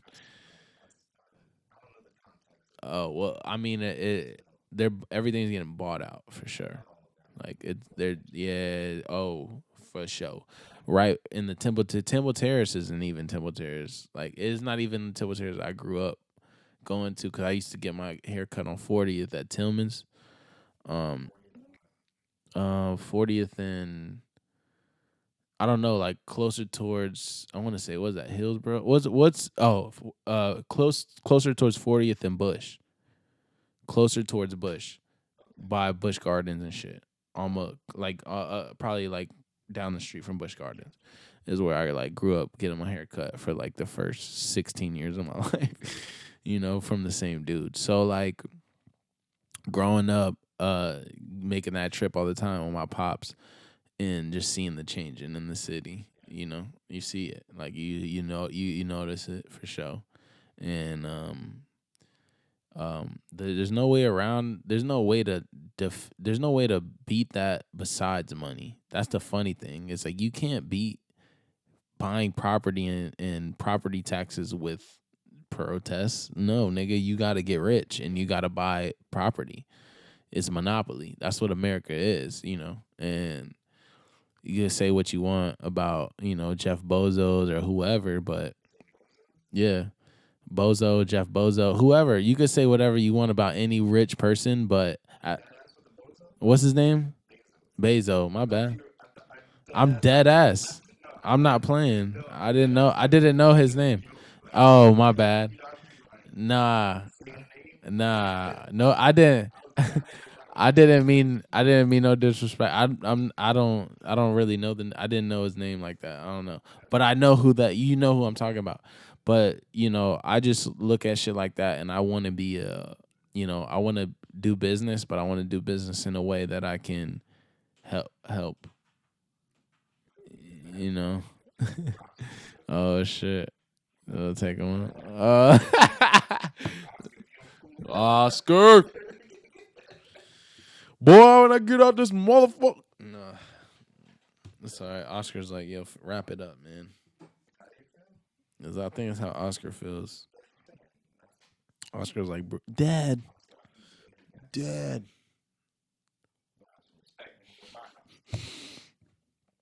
Man, you got a nice ass crib, too, by the way, man. Yeah, she's really putting it down, bro.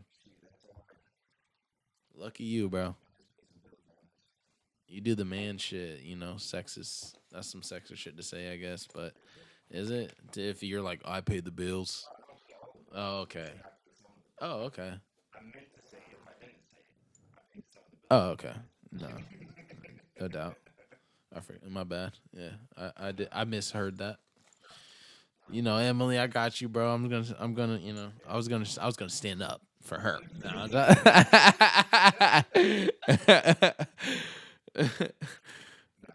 nah, that's what's up, man. Nah, y'all dead ass got a dope crib though.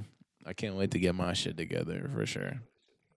It's just tight, man. It's comfortable. It's a comfortable vibe, and that's what you just. Yes, yes, I would. I actually like the. I love the word cozy. Believe it or not, I like that because I like sweatpants and like slides and shit. So and like you gotta understand, smoking weed in sweatpants and slides in your house is the most coziest fucking you can get. You know what I'm saying? Watching like Bruce Lee movies on the couch and smoking weed in sweatpants doesn't get cozier than that. Does not get cozier. You need to do that tonight. You need to do that tonight. Well, then just throw your socks on. Just socks, sweats. You know what I'm saying? You know. Yeah. I don't know how confident you are, but shirt off, just couch hanging. You know what I'm saying? Just hanging. Just dangling. You know what I'm saying? Just dangling.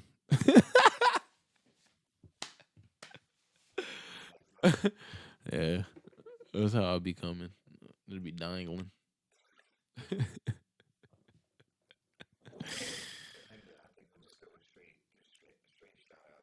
All right. Shout outs promo. Okay. I got I don't know what's going on in the world, but I got a video.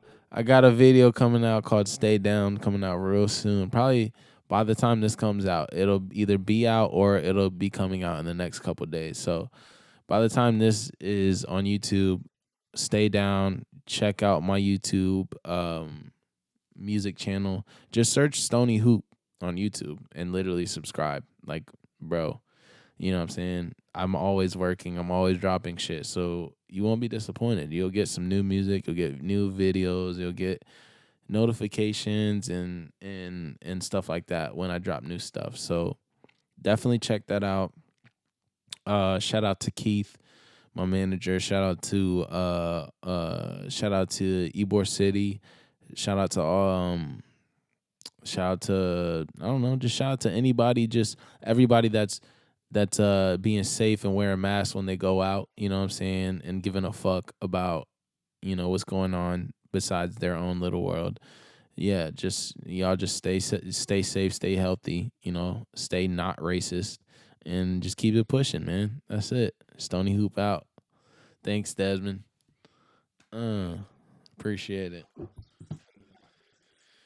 That's it. You know what I'm saying? Instead of stay down, just stay not racist.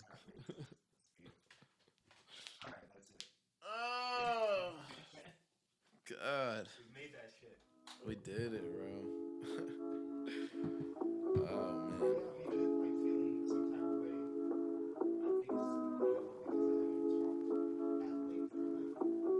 It's been long. It's been a long time. Nah, man, it's cool.